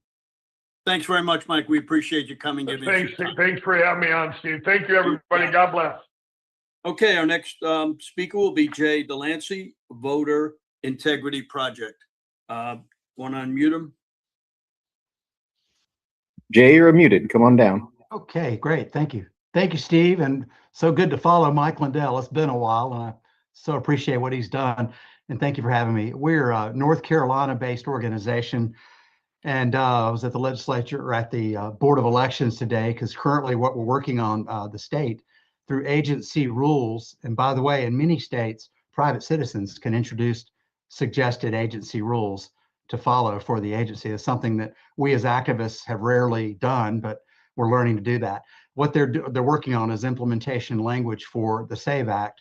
If and when it passes, the state is going to have some ways to handle non-citizens. And the way I got involved in my activities was through finding non-citizens on the voter roll. And the way we did it, I've written a book about it. I'll plug the book here in a minute. But the way we found them was by contacting the courts, administrators, and finding out. In North Carolina, they call them the clerks of court, and these are elected officials, and they manage the courts, as you can imagine. So anytime people are getting out of jury duty, there is a reason they get out of jury duty. And some of them are germane to voting. For example, I don't live in your county anymore, or I'm not a U.S. citizen. And we thought it'd be a small amount, but we asked one county for 3 years worth of their non-citizen excusals, and there were 6,000 people who'd gotten out of jury duty based on citizenship. So you got to ask yourself, 6,000 people got off the jury list by telling the court and proving to the court they were not U.S. citizens. How'd they get on that list in the first place? And the answer is, there's two answers. Either they got a driver's license fraudulently, or they got or they registered to vote. So we started looking at those names very carefully, and filed voter challenges against them. And under our state law, and I'm sure yours too, there's a way you can actually challenge the right of someone else to vote. It's just, it's down in the weeds in your election law, but generally it comes from common law, I believe, that, this guy is not allowed to vote, and you're telling on him basically. But it's a legal proceeding or quasi-judicial proceeding where the board, instead of you going to court with it, you're actually being taken up by an election oversight board, whatever they call it in your county or your jurisdiction. So anyway, we went through that, and got beat up pretty badly through it, I have to admit. But we learned a lot about how the system works. And I started documenting it, and I wrote a book about it because I'm going to plug the book. You'll love the cover. It's called Aliens Among Us. And you can kind of see right there what's going on here. This with the I voted sticker, the alien with the I voted sticker. If you go to Amazon and use my name, you'll find it. If you just use the title of the book, you'll find a whole bunch of books about UFOs. But if you look for my name, it's Jay Delancey. You'll find it quickly. But it goes through how we found them and other ways we found them. You can find them. Other ways are more difficult, but they're very findable depending. Question, were they registered to vote? Okay, we found 6,000 that were on the list for that 3-year snapshot. Of those, about 500 were actually registered to vote, and about half of those were voting. So, but we had a very small sample. It was one county, and it was just 3 years worth of data. And I kicked myself for not asking for 10 years worth of data, but it is what it is. We got the 3 years. We went through our proceeding, and then the state pushed back, and because we embarrassed the ever-living daylights out of them by the fact that we found these people on their voter roll, and they should have found them. So I met lawmakers that were in oversight of the one in particular, a lawmaker who was really annoyed in a good way. He was annoyed by what we found, and he started sponsoring bills for us because the court system suddenly decided that that information we'd gotten was not public information, and it should never have been given to us in the first place. So we could sue them, but unfortunately they were their chief, the head of their agency is the Chief Justice of the state Supreme Court. So it's kind of hard to sue that agency and find a lawyer who would do it. So we kind of gave up on that and went the legislative route. It took us 10 years, and we were a veto-proof Republican majority state with a Republican governor for the first 4 years and could not get the bill passed. So what we learned is there's a governing, I didn't know what it was. I thought ideologically these people were beholden to the United States Chamber of Commerce, which is headquartered in North Carolina.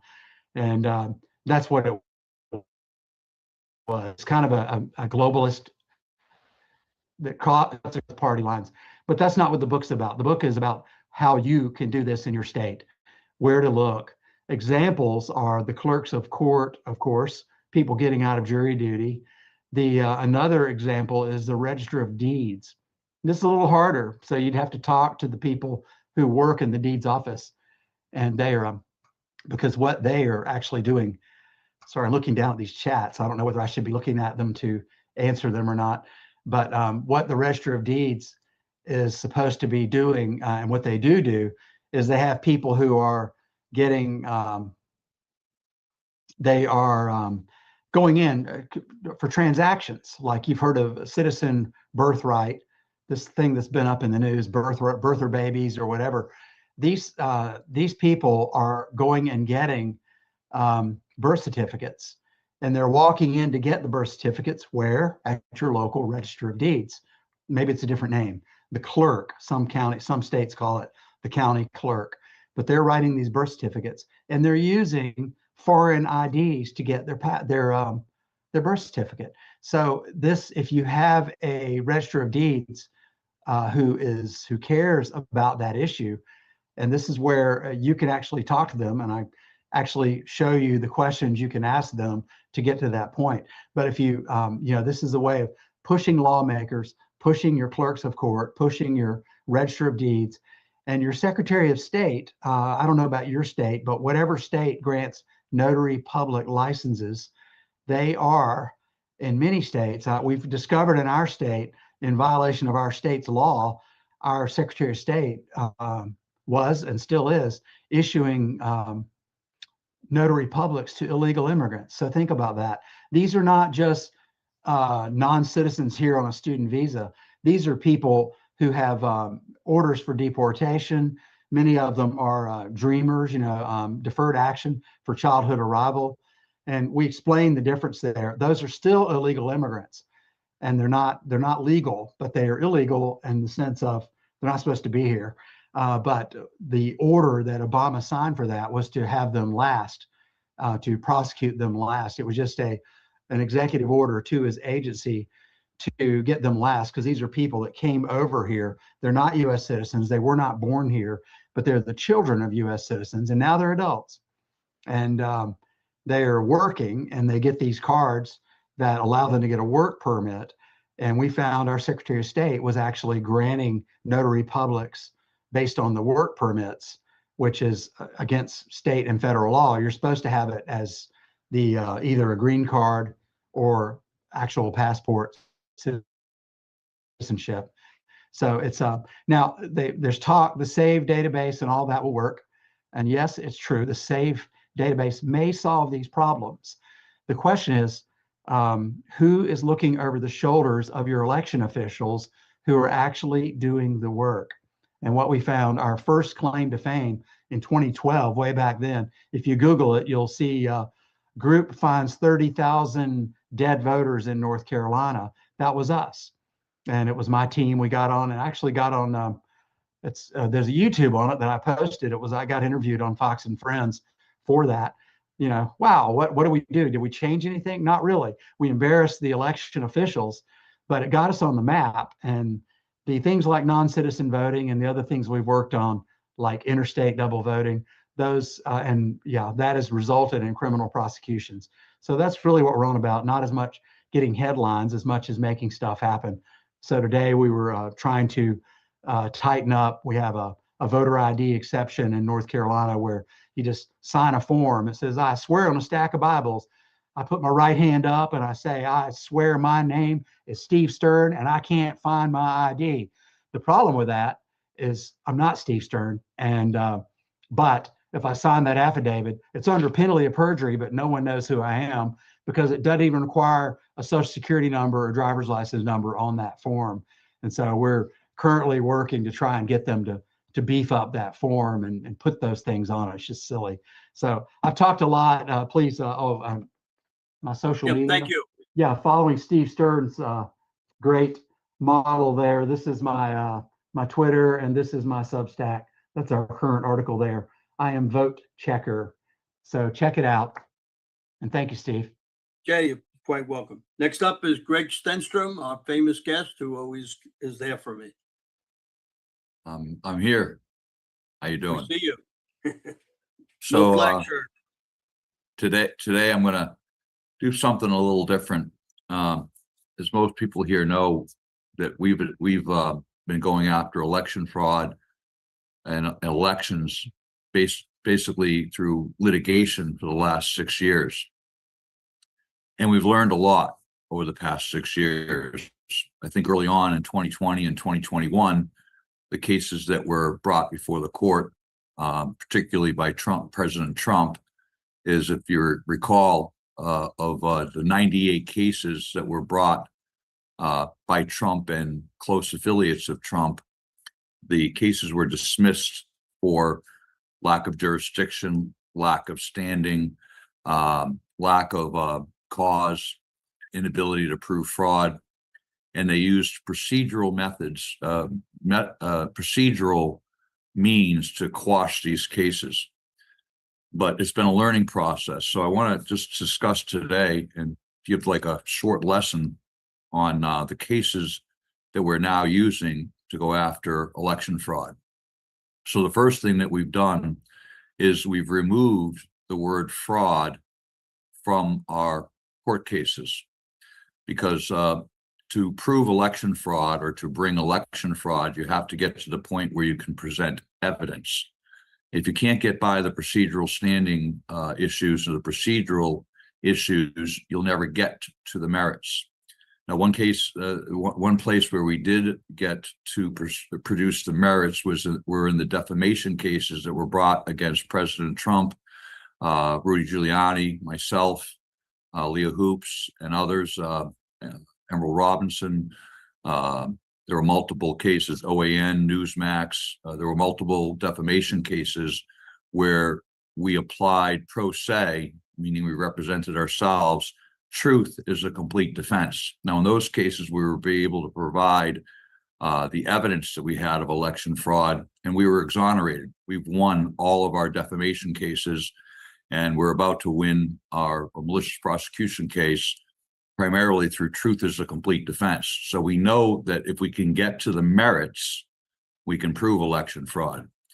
So there's certain cases that I wanted to bring up, and if people have notes, and I'm going to be very brief, but the core cases that we're using now is what we're saying now is if you don't comply with statute, if you don't comply with case law, particularly statute, then you cannot, if we can get them to stop breaking the law and have the courts interpret the law as opposed to corrupt or compromised election directors and public officials who have interpreted the election laws to favor fraud, then we can make some progress.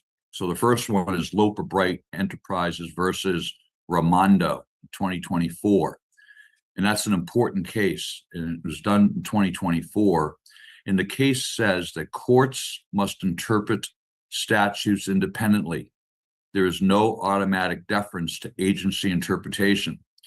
So if an agency or a county election director says, well, I interpret the law and the statute this way, then what we don't say is we don't say you're committing fraud. We say you're not compliant with the statute. And then there's an argument that pursues and goes back and forth. But when you quote Loper Bright Enterprises, what we say is it's the duty of the court. The court is the primary authority that must interpret the statute. And the statutes are very clear. So if we put that into the hands of the courts, they will interpret the statutes for us. So we have a number of cases currently before the court. We have a important case. If I have the time, I'll bring it up, and I'll bring up some pictures that we submitted to the court of destroyed records. But we're using Loper Bright to say to the court, we want you to rule and say that machines have to be certified. Election machines have to be certified. Currently, not a single election machine in the state of Pennsylvania and most of the country is certified. We have proven that there's malicious code on 100% of the machines in Pennsylvania. But the fraud argument, we were able to get to the federal court, and the ruling was, even though they admitted that the machines weren't tested and they admitted there was malicious code on the machines, and most people don't know about this case. It was Rob Mancini case. I was a co-plaintiff with Rob Mancini and several others, that the court said it was speculative that fraud would occur. So what we really needed to do was, even though we quote unquote got to the point where they admitted that the test machines weren't tested, we couldn't do anything about it. We've changed that, and we're using Loper Bright to get them to test the machines and only use certified code. Another important case is the SEC versus Jarkissi. That's 2024. And that holding is agencies cannot bypass statutory and constitutional constraints through internal procedures. So federal agencies like the FBI or the DOJ that say, well, we're not going to investigate the election fraud because we have a policy that we're not going to do that. That's not what the law says. They have a statutory and a constitutional requirement to investigate fraud. So we've used SEC versus Jarkissi to say you must investigate. And we've asked the courts to interpret that and demand that investigations happen.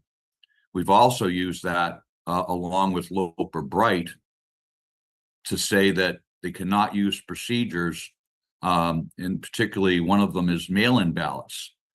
The law requires a strict chain of custody that's auditable. There is no situation in the country where mail-in ballots fit that criteria. In fact, it's against the law. If you look at HAVA and NVRA, and you look at the other laws that are, it's 52 USC. If you look at the law carefully, mail-in ballots aren't authorized at all. And what they did, the states said, well, we can run elections any way we want.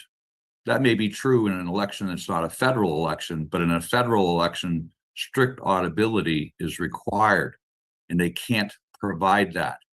So that argument is currently before the court as well. Are mail-in ballots allowed or not? And if they are allowed, that we want a complete auditable record of those mail-in ballots. They can't do that because they can't win without injecting fraudulent mail-in ballots into the system. Next case is Luzon versus Defenders of Wildlife, which is a 1992 case. One of the problems we've had is getting by standing. Scalia, in particular, the court decided on standing. Standing requires concrete injury, causation, and redressability. So basically, the application is your injury is the inability to verify statutory compliance with election law. The redressability is that the court can interpret that statutory compliance. You don't have to take an election official in some counties saying, well, this is the way we do things and this is the way we've interpreted the law. I'm not going to say that there's fraud there. I'm going to say you're not in compliance, and only the court can decide if you're in compliance or not you. Another case that ties these things together is Spokio Inc. versus Robbins, 2016. Basically holds that a statutory violation itself can be a concrete injury if it affects a legally protected interest. So the failure to comply with election statutes equals a concrete procedural injury. We do not need to prove fraud. We just need to show that the procedures that they're using, do not comply with law. And I'm just going to read through the cases. I'm watching the time here, but the next case is TransUnion LLC versus Ramirez. Only plaintiffs with concrete harm may recover, but statutory violations can create real injury when tied to protected rights. Violation of election record and certificate statutes, and this is particularly in the certification of elections, affects fundamental voting rights. That reinforces Spokio, and those cases together allow us to challenge illegal certifications or uncertified and challenge the certification of the votes. And I've got a few more here. Steve, I got another 2 minutes. 1 minute. We've got Arizona versus Intertribal Council. Federal election law preempts state procedures that conflict with federal requirements. Bush v. Gore, election procedures must be applied uniformly. And I'm going to go down to HAVA, the Help America Vote Act. Voting systems must be auditable and verifiable. So I know with only a few minutes left, what I wanted to do is if you fit these all together, these are the cases, and this is the approach we're taking now in our litigation. Our litigation has been shaped by our losses. So we've learned over the past 5 years, and our core focus is on 2026.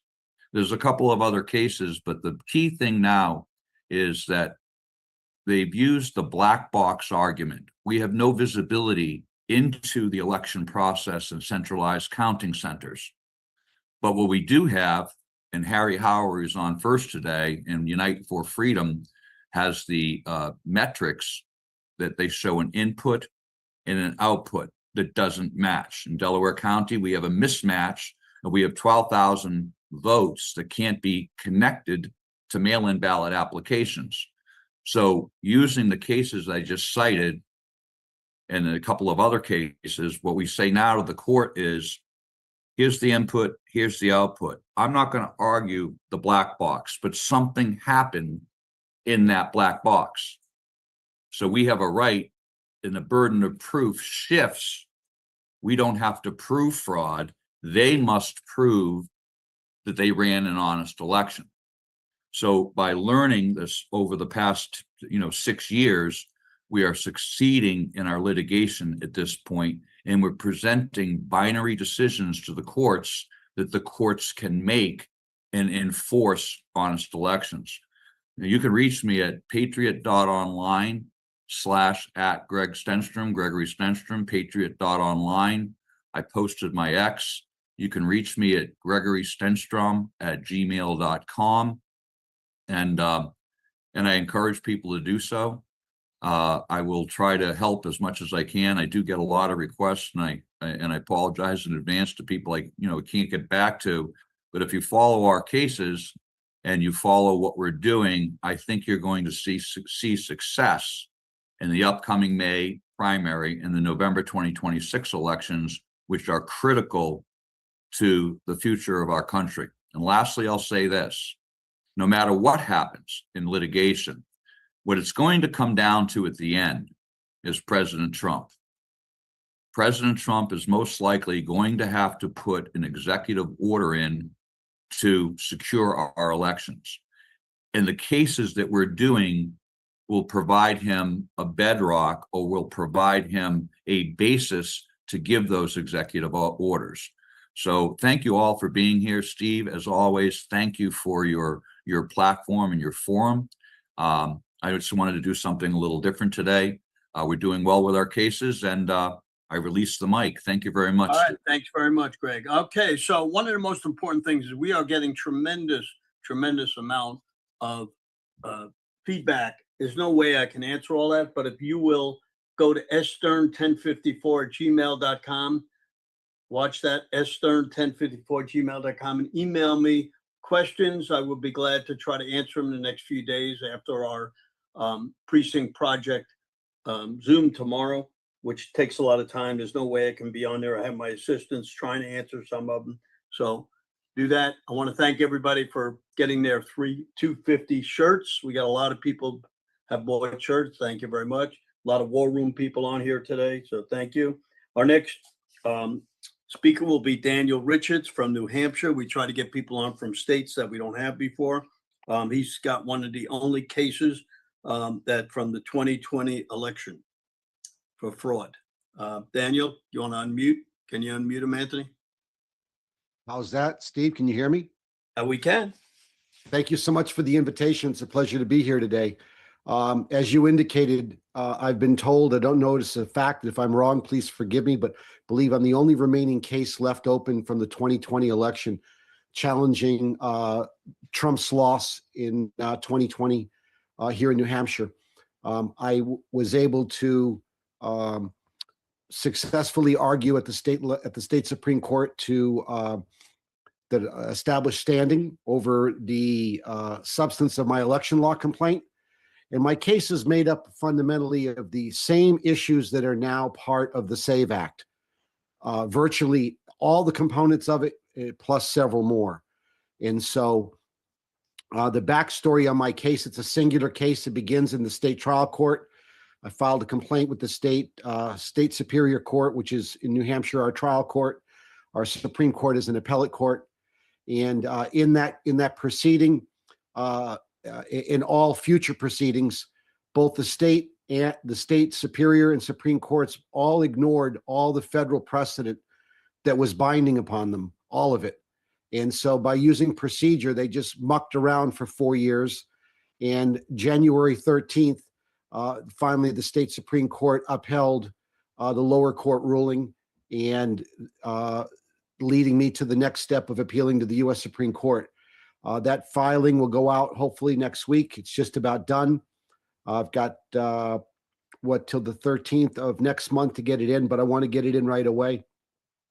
I'm hoping that it'll give the Supreme Court an immediate answer to all the underlying issues that are part of the SAVE Act. And I'll briefly, for your audience, cover what my arguments are in my case.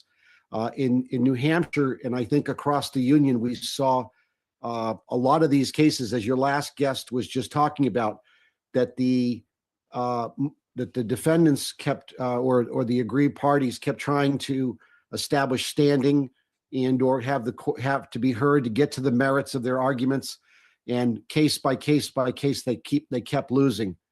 And so I brought my case based on violating the 14th Amendment due process clause and the equal protection clause. And I basically pointed out that the state legislature has modified our election processes without the amendment process. Here in New Hampshire, that's a critical element. And I'm going to explain to your audience in a few minutes the Moore v. Harper decision and why that's so important to my case. But fundamentally, what I uncovered was in 1979, the state legislature started doing something it had no authority to do, which is to create mail-in voting by statute. See, prior to World War II in 1942, the state legislature had asked our state Supreme Court right after the Civil War, can the legislature establish absentee voting by statute? And the Supreme Court said, no, you have no authority. Voting requires in-person attendance. 50 years later, same questions, same answers, same actors. Supreme Court reaffirmed the fact that the legislature has no authority to create voting for any exemption whatsoever other than that which the people themselves have established in their state constitution. Remember, elections in all 50 states are bound by the federal elections clause when dealing with federal elections, but there's a concurrent jurisdiction there for state and federal. But in this case, because it involved federal elections, I invoked those protections. And either way, they expanded absentee voting for religious exemptions. But when they did that, they had to modify the absentee voting envelope, because in 1942, they created absentee voting for two specific exemptions dealing with World War II. Those who were deployed for the war and those who were in support of the war. So you were either physically absent from your polling district on election day, or you're physically disabled and with a doctor's note via affidavit. Those were created by an amendment to the state constitution, proving my point that the legislature can't do this on its own. So from that point, I turned around and also exposed that they were modifying the absentee voting envelope, which had an affidavit certificate on the envelope. This leads to a tremendous amount of fraud. So what they did is they had a choice. Because there are two constitutional exemptions, absence or disability, there was the affidavit certificate was the third item on the return envelope. Well, they removed the notary certificate and inserted in its place a new absentee voting exemption for a religious exemption, that which the legislature cannot do.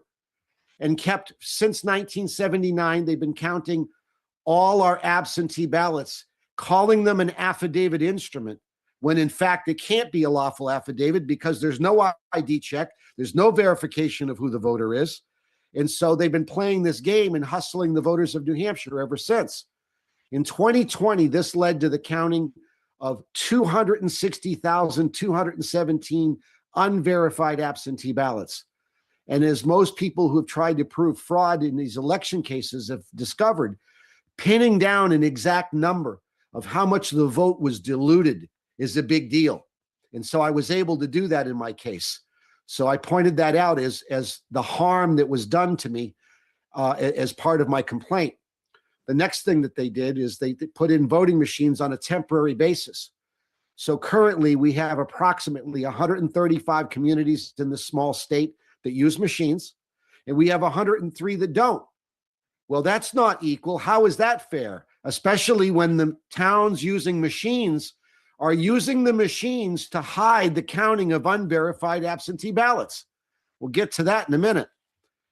But this whole process is all part of my case. And so they put these mechanisms, this whole scheme in place, and they followed that up with changing the requirements and expanding absentee voting. For example, my boss won't let me off of work on that day. The National Weather Service has forecasted bad weather. I have children that I have to care for, and I can't get there because of my babysitting duties, or I have an elder parent. All of these are expansion of mail-in voting, not authorized by our state constitution. And then finally, citizenship, requiring that you have to be a qualified voter pursuant to the definition of the Constitution, not an arbitrary expansion by statute, granting resident aliens. Being a small state, our universities are all left-leaning here in New Hampshire, and that we've had a terrible influx with same-day voters. By not addressing the citizenship requirement, we've been allowing these people to show up in a hotel, register that same day voting rules, and then they vote and they leave the state. And it's had a major effect of turning a Republican state into one that's purple now. And so we have a big problem with this. All of this is going to be, is now coming to a head to the U.S. Supreme Court. In 2023, there was a landmark case that came down called Moore v. Harper. It's my opinion that had Moore v. Harper been decided before the 2020 election, we would have had a different result in a great many states. And here's why. The Supreme Court of the United States upheld a redistricting case from North Carolina. And then the state was trying to exercise what's called independent legislative theory. Because Article 1, Section 4 of the U.S. Constitution delegates specifically to the state legislatures the responsibility to establish the time, the place, and the manner of conducting federal elections, that they are not constrained or regulated by the state or federal constitution. And the U.S. Supreme Court have said, of course, that's ridiculous, that the state legislature is still bound by the document that gives it its very life, its very existence is dependent upon the state constitution. It cannot pass any election laws that are not in compliance with the restrictions and regulations of the state constitution. And so what Moore v. Harper said was, we're not going to tell any of the states in the United States how to do their job. But what we are going to require of them is to ensure that the federal constitution and federal election laws are in fact in harmony with their own state constitution. And if they don't, then the U.S. Supreme Court has a duty to intervene and ensure that the federal constitution and federal laws were in fact given proper judicial scrutiny. And that's basically the makeup of my case. It should go out next week. I'm hoping that the timing is spot on. I had no idea I would be in such a unique position at this time in American history to have a case front loaded. I mean, this case is perfect to carry forward. And I'd add one more thing. My case argues 6 major U.S. Supreme Court precedents that this court is not going to overturn. Moore v. Harper, Smiley v. Home, Baker v. Carr, the U.S. redistricting versus Thornton. All of these cases are not, the court is not going to overturn. Now, they may not take my case, but I think they will. And specifically because there have been other decisions throughout the United States splitting some of the lower federal courts. For me, my case is different because it's strictly a state case that went through the state process and never touched a federal court.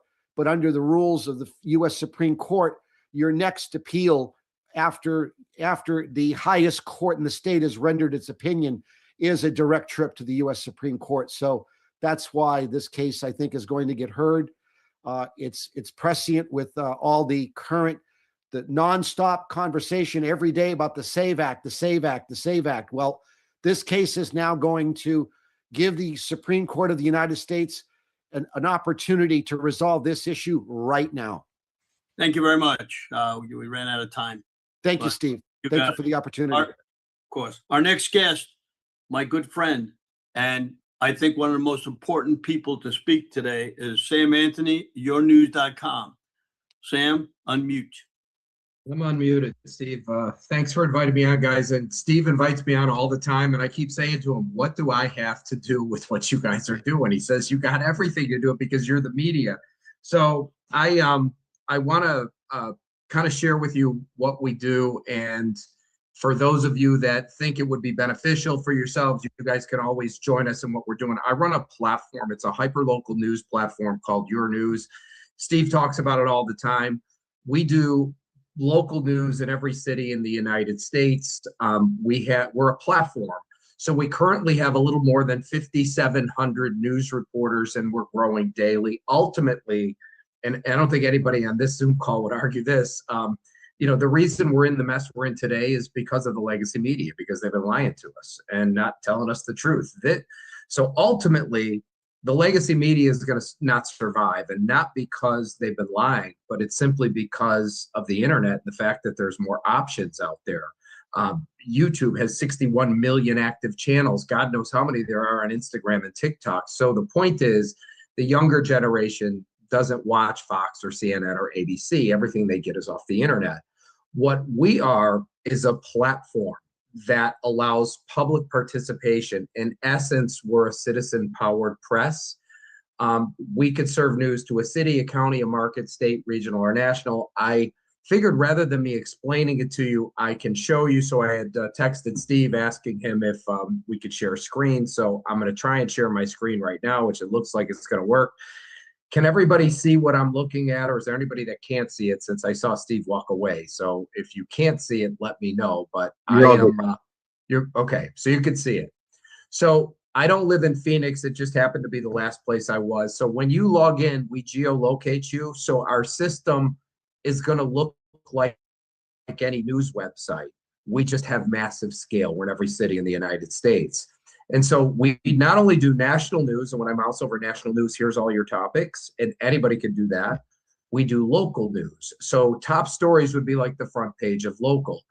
This is going to be Arizona Attorney General. This is all Arizona news, but it comes from boots on the ground. People, I'm looking to see like if there's the gentleman out there, Jonathan, that I don't see him in here on the front page. Maybe this is him. But this is all local news, but it all comes from boots on the ground. I'm going to bounce to a couple different places. This is going to be Chicago, and it's going to look the same because this is a national news story on our front page. Notice the ads could be different, but then when I do local top stories, this is going to be news that's going to be local news for the city of Chicago. All of this right here. It's all Chicago-based news. Whereas if I went to, I'll do another city, and I think this is Sioux Falls, South Dakota. Right here, you're going to see completely different news. So the national's the same, but all this is local news provided by what we call citizen journalists. So ultimately, the legacy media is not going to survive. What will replace it will be a citizen-powered press, a hyper-local news platform that can distribute news to a city, a county, a market, state, regional, or national, along with a monetization model where the content creators can submit their work and freely without censorship, and they can share in the ad revenue, and a self-service ad platform where somebody can buy an ad and target it to one zip code or anywhere in between. This is what I do is inevitable, but here's the reason I'm explaining this to you is because ultimately you don't want the institutional money to be able to control. We're talking the BlackRocks and the Vanguards, right? Because they're controlling everything. Years ago, and don't ask me what year it was, I think it was Clinton that opened up the gates for people to acquire all the media properties and gain huge power from it, because it's easier to control 6 people which are the institutions than it is to control the 500 independents that used to own those digital or those properties. Like you could own the Fox News affiliate in Chicago, while I could own the one in Palm Beach, while somebody else could own it. It's all been consolidated. Everybody's seen the Sinclair Broadcasting where those 40 or 50 TVs were saying at the same thing at the same time. That's all centralized news. So what we do is we completely decentralize the news business and we democratize who gets to say it. In essence, we put the power of the press back in the hands of the people where it belongs. I shared with you, I think we have around 5,750 news reporters. We will expand this and grow it. My goal by the end of the year is to get to roughly 20,000. There's 20,000 cities in the United States. And by the way, guys, look at all these different topics. We have people that do not only like it could be political news, but we have people that do Formula One, like in auto racing. I have a guy named Derek that does strictly Formula One. What did I hit? Hockey here. I have somebody that does strictly, auto racing news. That's all he does. Whereas some people do, I have people that do movie reviews, theater critics. I have people that do restaurant reviews. So it's all local news powered by local people. And for anybody that is interested in broadening their reach or reporting local news, like for example, somebody could be reporting on what's happening in their state or in their district. We could serve news right down to a specific city if we need to. So what I'm going to do, we have become a citizen journalist right here at the bottom of the page. where you can fill out this application here, and once approved, you become a local news reporter. Everybody's familiar with Nick Shirley. That story he broke was local in Minneapolis. It just gained national attention. Guys, I have hundreds of local stories that are big in their markets, but they're not national news. I think Mark Fincham broke the only thing that really made national news. It was he's the senator out of Arizona, but it was the story about the feds raiding the police chief's not only home, but his office, and taking all their computers out. That was a story that was broke on your news. So what I'm going to do is share this in the, let me stop sharing. I'm going to share this in the message for anybody that wants to become a news reporter. And all you would do is click that link. There's a couple videos. If you're interested in becoming a citizen reporter in your local area, fill out that application. Once you get approved, you can start reporting news in your community. Steve, How do they anything? get your app? How do they get your app? Oh, okay. So on the app, just for everyone to know, we got kicked off the app stores, and the reason was both Apple and Android. And the reason was the content contradicted Fauci. That was the reason. So the way you get our app would be you go on your phone, hit your browser, type in yournews.com, you'll see install, and you can just click install and do it. Or at the bottom, and I'll just show everybody this, it's easy to do. At the bottom of your news, you'll see an ad. Let me make sure it's here. Hold on. That has one of these QR codes, and you can just click that and it'll install it or follow the instructions when you do it. But that's how you get the app.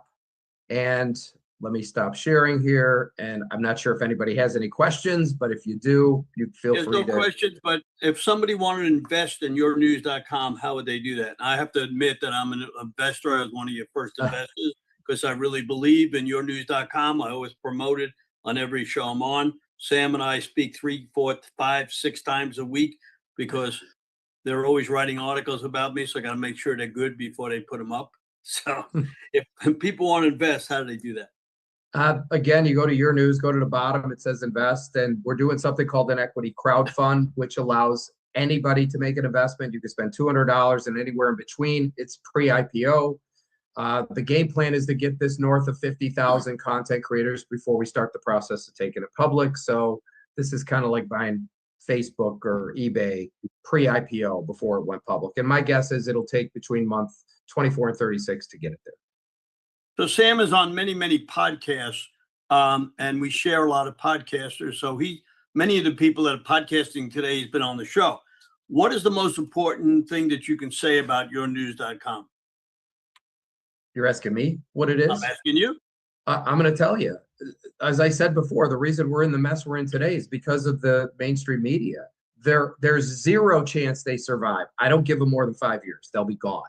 What'll replace it will be exactly what we do, a hyper local news platform that's a completely decentralized news platform that allows for free speech, and it allows the public to interact and share in the narrative and completely decentralizes the news business. The reason this is important is because you're eliminating all the mainstream media and basically state-controlled press. It's all of a sudden going to a people-powered press, which means once you start shedding light on all these crimes, eventually it'll all go away. And that's why it's important. You need it. This is the way it's supposed to be, Steve. It was supposed to be, news organizations were supposed to report the news to you, not bits and pieces and lie to you. So the reason it's important is because we need to control the next mainstream media, not the institutions. So if people want to reach you to have any questions, we don't ask questions here because we have a lot of people that can't ask questions. We're on 50 to 100 podcasters, all kind of broadcast streams. So if they want to reach out to you, how do they reach out to you? Is there an email or something they can reach out to you? Yeah, I'll put in my email in the. Yeah, they won't see it in the chat. Why don't you tell them what it is? Oh, yeah, just sam@yournews.com. You won't see it in the chat? Well, the people on the Zoom will, but not all. Oh, right. Yes. Okay. So I forgot about that. Yeah. So if somebody wants to reach out to me and has questions or wants to participate, it's sam@yournews.com. Thank you very much. Appreciate you coming on. It took me 3 years to get you on here, so I appreciate you coming on. All right, great. Yournews.com. I believe in it. So get on it and get this app, and you'll see a lot of good news. Next up is Jason Fraser from Georgia. He's got some important news for you. Jason, come on down on mute. All right. Hello, Steve. Good afternoon. Appreciate you having me on here. So we've got a lot of things going on in Georgia, and I guess I wanted to walk you through some of the things that I have accomplished and kind of where we're at here.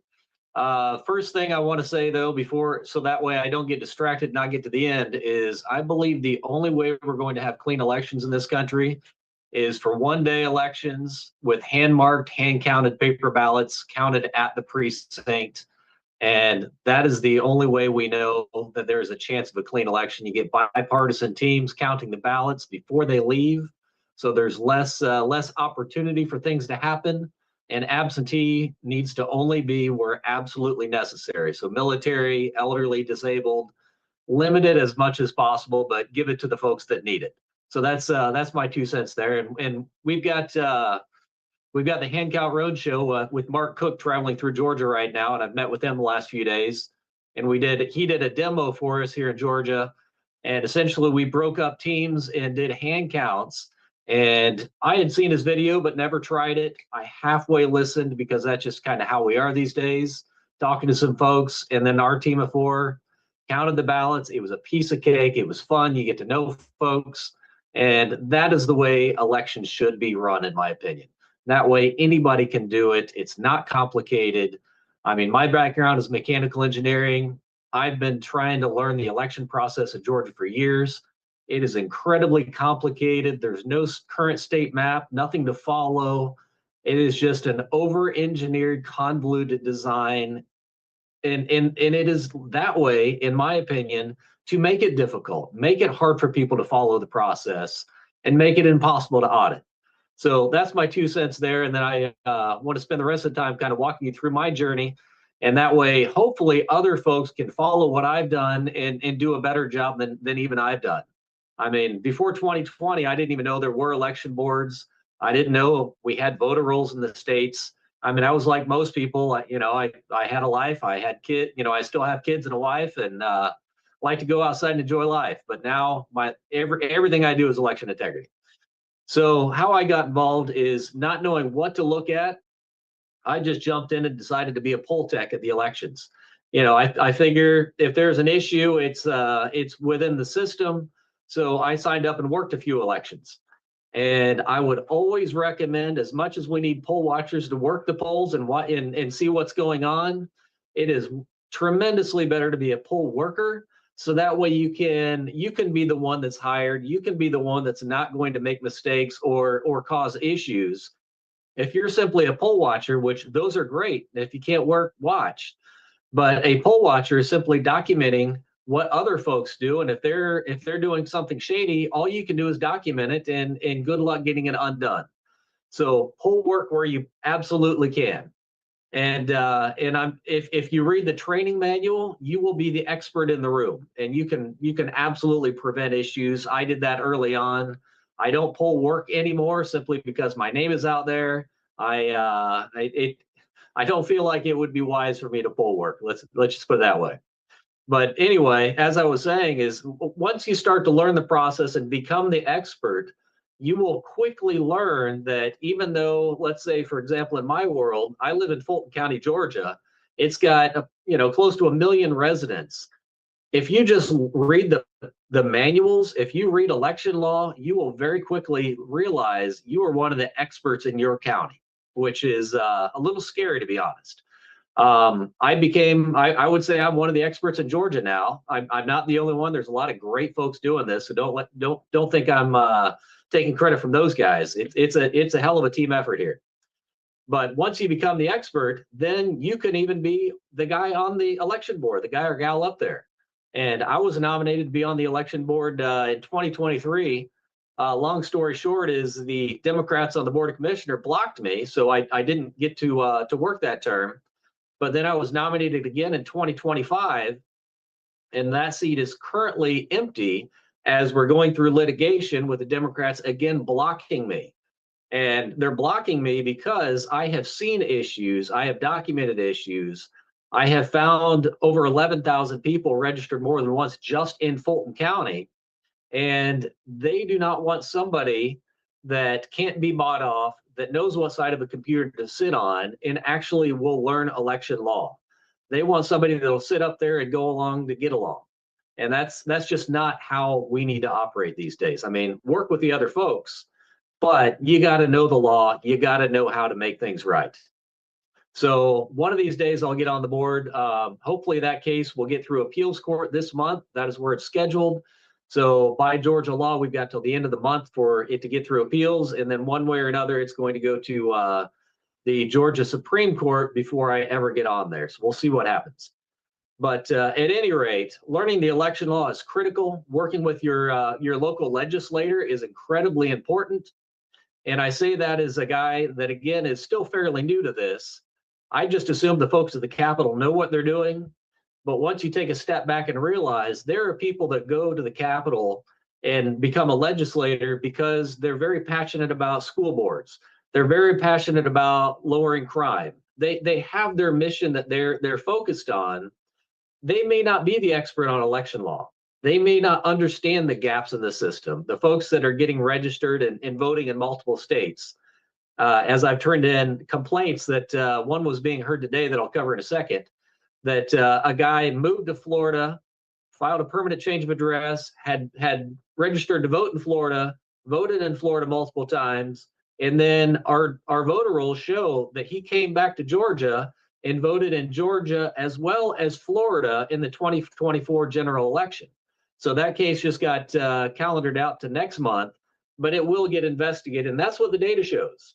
Whether or not he did the voting in person himself or whether somebody voted for him, either way, leaving somebody on the voter rolls that moves out of state lets opportunities like that happen.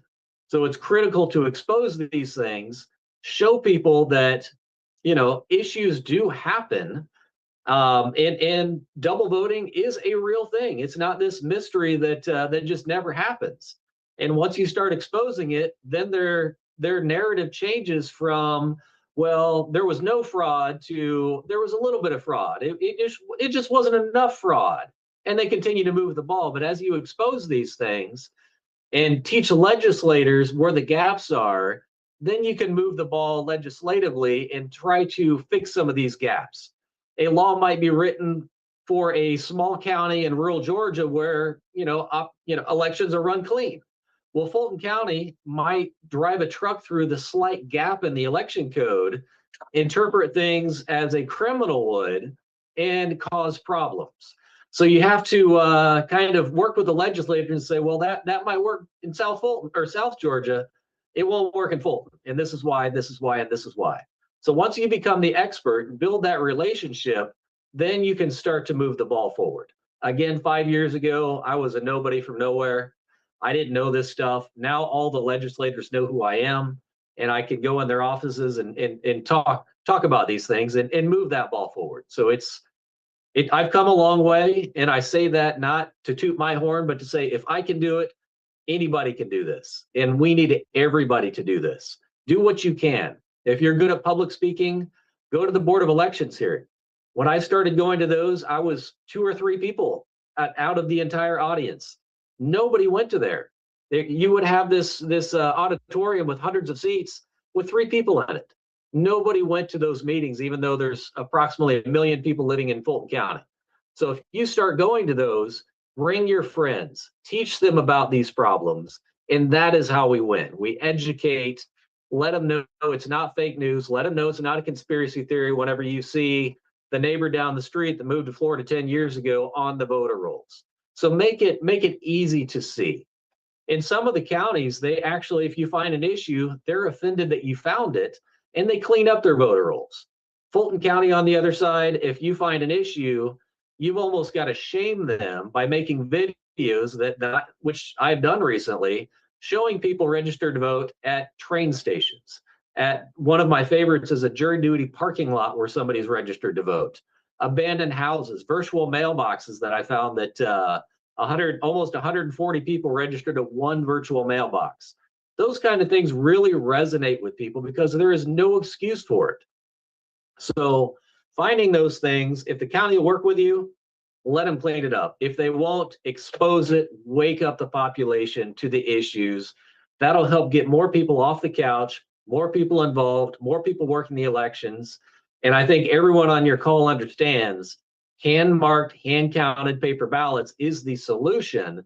But until we can show that there is an abundance of people applying to work the elections, I'm talking thousands of people applying, they're going to say, as they keep saying in Fulton, well, we can't get people to work the polls. There is no way we can get the numbers we need to count ballots at the election. So we've got to show up. We've got to get involved. And that is how we'll get to hand-marked, hand-counted paper ballots, in my opinion. So exposing, teaching, waking up the masses. And that's really what I'm trying to do. I mean, I strongly believe there's some manipulation in the voter rolls, but until we can get the people to show up, there is no way we're going to win. And as far as some of your previous speakers, I was hearing them talk about the executive orders that hopefully will come. Absolutely, we need that. We need to get rid of the machines. But until we see people getting off the couch and getting involved, I struggle to see that that's going to work. And I know we've got the numbers, we've got the passion. I think it's a lack of understanding of how people can get involved. So we've just got to tell our friends, apply. Even if you don't end up working that day, put your name on the list. Anybody can take a day off of work, take a vacation day. Saving our country is the most important thing we can do right now. So just get involved. So that's kind of my 2 cents. You got it. Thank you. Okay, we have one more speaker. You got it. We have one more speaker. I want to just remind you tomorrow, precinctprojectusa.org. I see Jonathan Broadbent on there. He's helped us with precinct strategy, precinct project. Go there now, sign up. Tomorrow it'll be on Stern American and all the different podcasters. I'm glad to have you on there. Want to thank Robin Sachs. She's helping us with what she's doing, putting us on X. We appreciate that. Our next speaker, last speaker, he's been at a meeting all day, so I'm sure he's tired. Dr. Rick Richards. Thank you for coming on. Unmute. Thank you very much, Steve. I'm happy to be here. Rick Richards from Evans, Georgia. Just have left the State Board of Election meeting. More news later. I wanted to start with Richard's rules, something I've lived by since 1980. Rule 1, he who has data wins.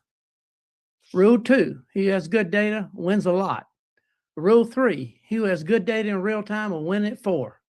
Rule 4, people who have good data in real time before anybody else will really piss everybody else off. Sam, I was pleased to hear about your tool. I'm fixing to give you ongoing 5,000 leads to every one of those 5,000 with the new tool that I'm announcing today. So I'm going to share my screen now. Bring it up here.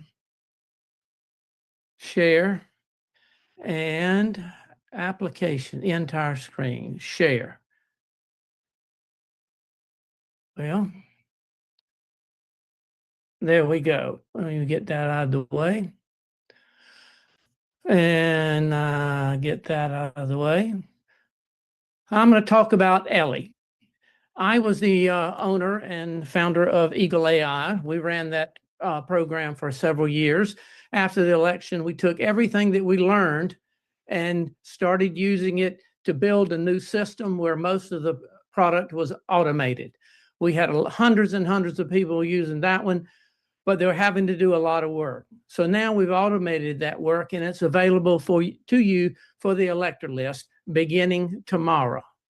So let's talk a little bit about it. Trying to get my slide to work here. There we go. Most people compare us with Ellie with Eric. Eric's 24 states in DC. They have 3 sources of data: the SSS Master Death List, the NCOA, and the voter roll. Ellie has 45 states plus the District of Columbia. We have voter rolls from all of them. They give us the usual information. Eric uses NCOA, 48 months. We use that. We also get our NCO data from BCC software, which is the same place Eric gets it. So the data in the Eric is the same as the data we have basically, But we also add 60 months of history, PCOA, proprietary change of address information. We buy obituaries from proprietary source as well as funeral homes and newspapers. We use Google Business, Maps, Street. We use Zillow for housing profiles. We also use the coding accuracy support system from the post office to determine whether an address is even eligible to register to vote. And we also use the same data to determine whether the mailing address is really deliverable. We have purchased all 159 million county property address entries, private class codes, land use codes, assessor data, homestead tax, sales data, legal description, number of rooms, number of bedrooms, owner occupancy. We have all of that information at a glance. We have 226 million registrations. We have 159 million property records. We have 45 states. All total, we have over 80 billion data elements in Ellie. How does that compare? Well, the state records come back from Eric. They have 300 lookups they have to do. We have, using brute force, comparing 24 state to 24 state data, using brute force analysis, they have 300 opportunities. Ellie has 1,035. We have they have 104 million, 37%. We have 226 million, 95%, 2.1 times the registrations. For the real math data geeks out there, Eric has 5.4 quadrillion data management. When they look at all of the information, we have 4.6 times that, 25 quadrillion data elements if we did that. The other important factor, Eric will never be able to grow more than a few states. We are waiting at this time for voter roll data from Alabama, Kentucky, Nebraska, and Vermont. We have New Hampshire on hand, so we'll have all but North Dakota in short order. They produce four types of data, produce 6 reports bi-monthly on 4 of them. They charge Georgia $108,000.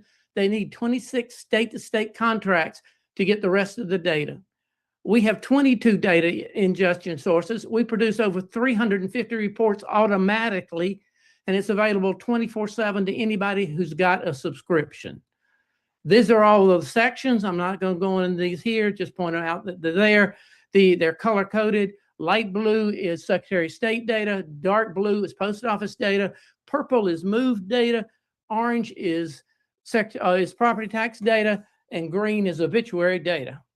So that's how we categorize it out. If we click on incomplete data, the first section, we have the problems with the data. Birth data errors, name blanks error. In Georgia, we have over 1.5 million middle registrations that don't have the proper middle name.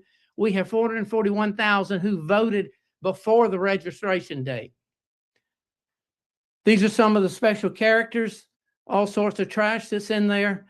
When we go to the cases, under the cases tab, it brings up 2 pie graphs. The number of cases, now let me define case. Case is that another database says there's a problem with that registration. That's all it means. Doesn't mean it's bad. Doesn't mean it needs to come off the roll. It means there's a problem that needs to be investigated. This graph shows that out of the 8 million, 28% have a case. Of those cases, almost all of them are related to, 3/4 are related to that.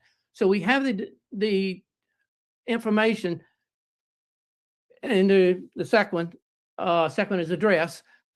We get incomplete data, registration address. Let's go look at those. These are the ones that were verified by the post office. We have commercial mail. That's a UPS store, 1,200 of those. We have invalid data entry. The straight number's not right. 60,000 of those. Missing apartment number, 196,000. Invalid range, meaning they made it up. Primary range is missing. It's not there. So mail dropper address. Those are places that get their mail in a box and are not eligible for a mailing address. So we can look at those, and we have it set up so that we can click on the item, and we click on the item, and it goes right to the internet. And I'm going to be showing live data, so please don't copy the screen, and please don't share that information. This is a real person right there, first in. We can look up the person. We can go to the ID and search the rest of the data. We have all the important data on the screen. Then we have the address type, the registration address, the mailing address, and the proprietary change of address says this is the best one. If you want to get a hold of them by mail, use this one. Real helpful in validating information. We also have their reg history. So all the registrations that we have are listed. We have their voting history. We have 14 people registered at this place. We can go to each one of them by clicking the arrow. We have the property tax data and the cases of tax data. And I'll go back up, and we want to look this one up. So we'll click here and see who it is. It goes to the internet, takes us there, and it's a UPS store. We copy that information, paste it in the chart, and we got it. So we send that. When we hit submit, that actually sends that case to that county inbox, notifying the county that they have a problem. All 3,143 counties in the United States have an inbox. So that's what that's about. So let me go back to what we're doing here, and I'll get a couple more. So that's this. Let's move on down. Come on, click on it to make it go. Okay. So that's a summation of what the submission to the county looks like. They have the URLs, they can verify themselves, but they also have the pictures and the information that the user puts in. We're sending credentials to all 3,143 counties at no charge. They will be able to use this tool. We're making it available to the John Q. public. All of y'all can apply for privileges, no charge. You must be a U.S. registered voter with active status on your voter roll. We don't want problems with people who are not supposed to be there. So here we have 201 Washington Street. We all in Georgia know what that is. That's a Presbyterian church with 1,500 people registered at it. So we decided to produce a report, which is available under reports. And I can show you the number of people who are registered at any address, all the addresses for any state and any county. You just select them. And Sam, this is where your journalists go. They can go to, let's pick one. Let's pick Brantley County, which I know nothing about. They only have 2 with over 10. Let's go to Cobb. I know they got some stuff. Cobb. So here you got these places. You can give your citizen journalists those addresses, cut them loose. They go out to the sites, take pictures, look at the addresses. We'll drill down on it. They want to get the exact voting information. I got that too. It's right there. Their full profile. We call this the story of the case. We got their address. We got their voter rolls. We can click on any of them and bring up all that information. How many are registered? There they are. So that's how we do that one. Let me get back on this. Come on. Oh, boom. Okay. Boom, boom. So we got moved. In Georgia, we have 660,000 people who have moved and do not live at the address they're registered at, 8%. We have 73,000 who have moved and registered at the new address. We have 4,000 who have moved and registered and still voted. We're in Georgia. And we have 34,000 who have moved and voted at the new place. So if we pick pick these, we'll just pick one. And here's Stephen Glenn Williamson. This is your case, Jason, by the way. Stephen Glenn Williamson comes up. He's voted twice. We've got the Georgia information directly from the Secretary of State based on the voter roll of 3/5/26. We've got the exact data, and we had affidavits and chain of custody documents from Florida Secretary of State, and it is dated 1/3. So both these state voter rolls are refreshed every 2 months. So we have those. Then we can go down and look at their story. You see that this is registered in Giles Road in Georgia and Sumter Grove. His best address is Georgia, but he's voting in both places. So we can go down, get his votes history. We can look at his property tax at both locations. So again, we can drill down on the data and get the whole story, hit submit, hit the documentary education, hit submit, and it goes straight to the county for them to work. That's another of the same thing. I won't go into that since they don't have much time, but this is an example of the owner having homestead tax exemption, property class code, owner occupied, so they should be there. And here's the land use code. No bedrooms though, something's wrong there. So this is the cases, and it'll list all the cases associated with the registration from whatever category. So when the county or you are looking at it, you can say, well, what else you might need to look at. And if you work the case and submit it, it goes away for everybody else. So it's not going to be redundant work. And the county has the operational control for activity there. This is where you add a file or add a image. This is a breakdown of the exempt property class. If I want to know all the people registered at cemeteries, I just click this button. Churches, click this button. Vacant land, click this button. We can just click there and go right to it. You got all the records, you got the line item, and then you get the drill down for the detail, and then you've got all the documentary evidence. This is a death case. It lists the sources. We buy the proprietary database. This is also one we found with Eagle Eye.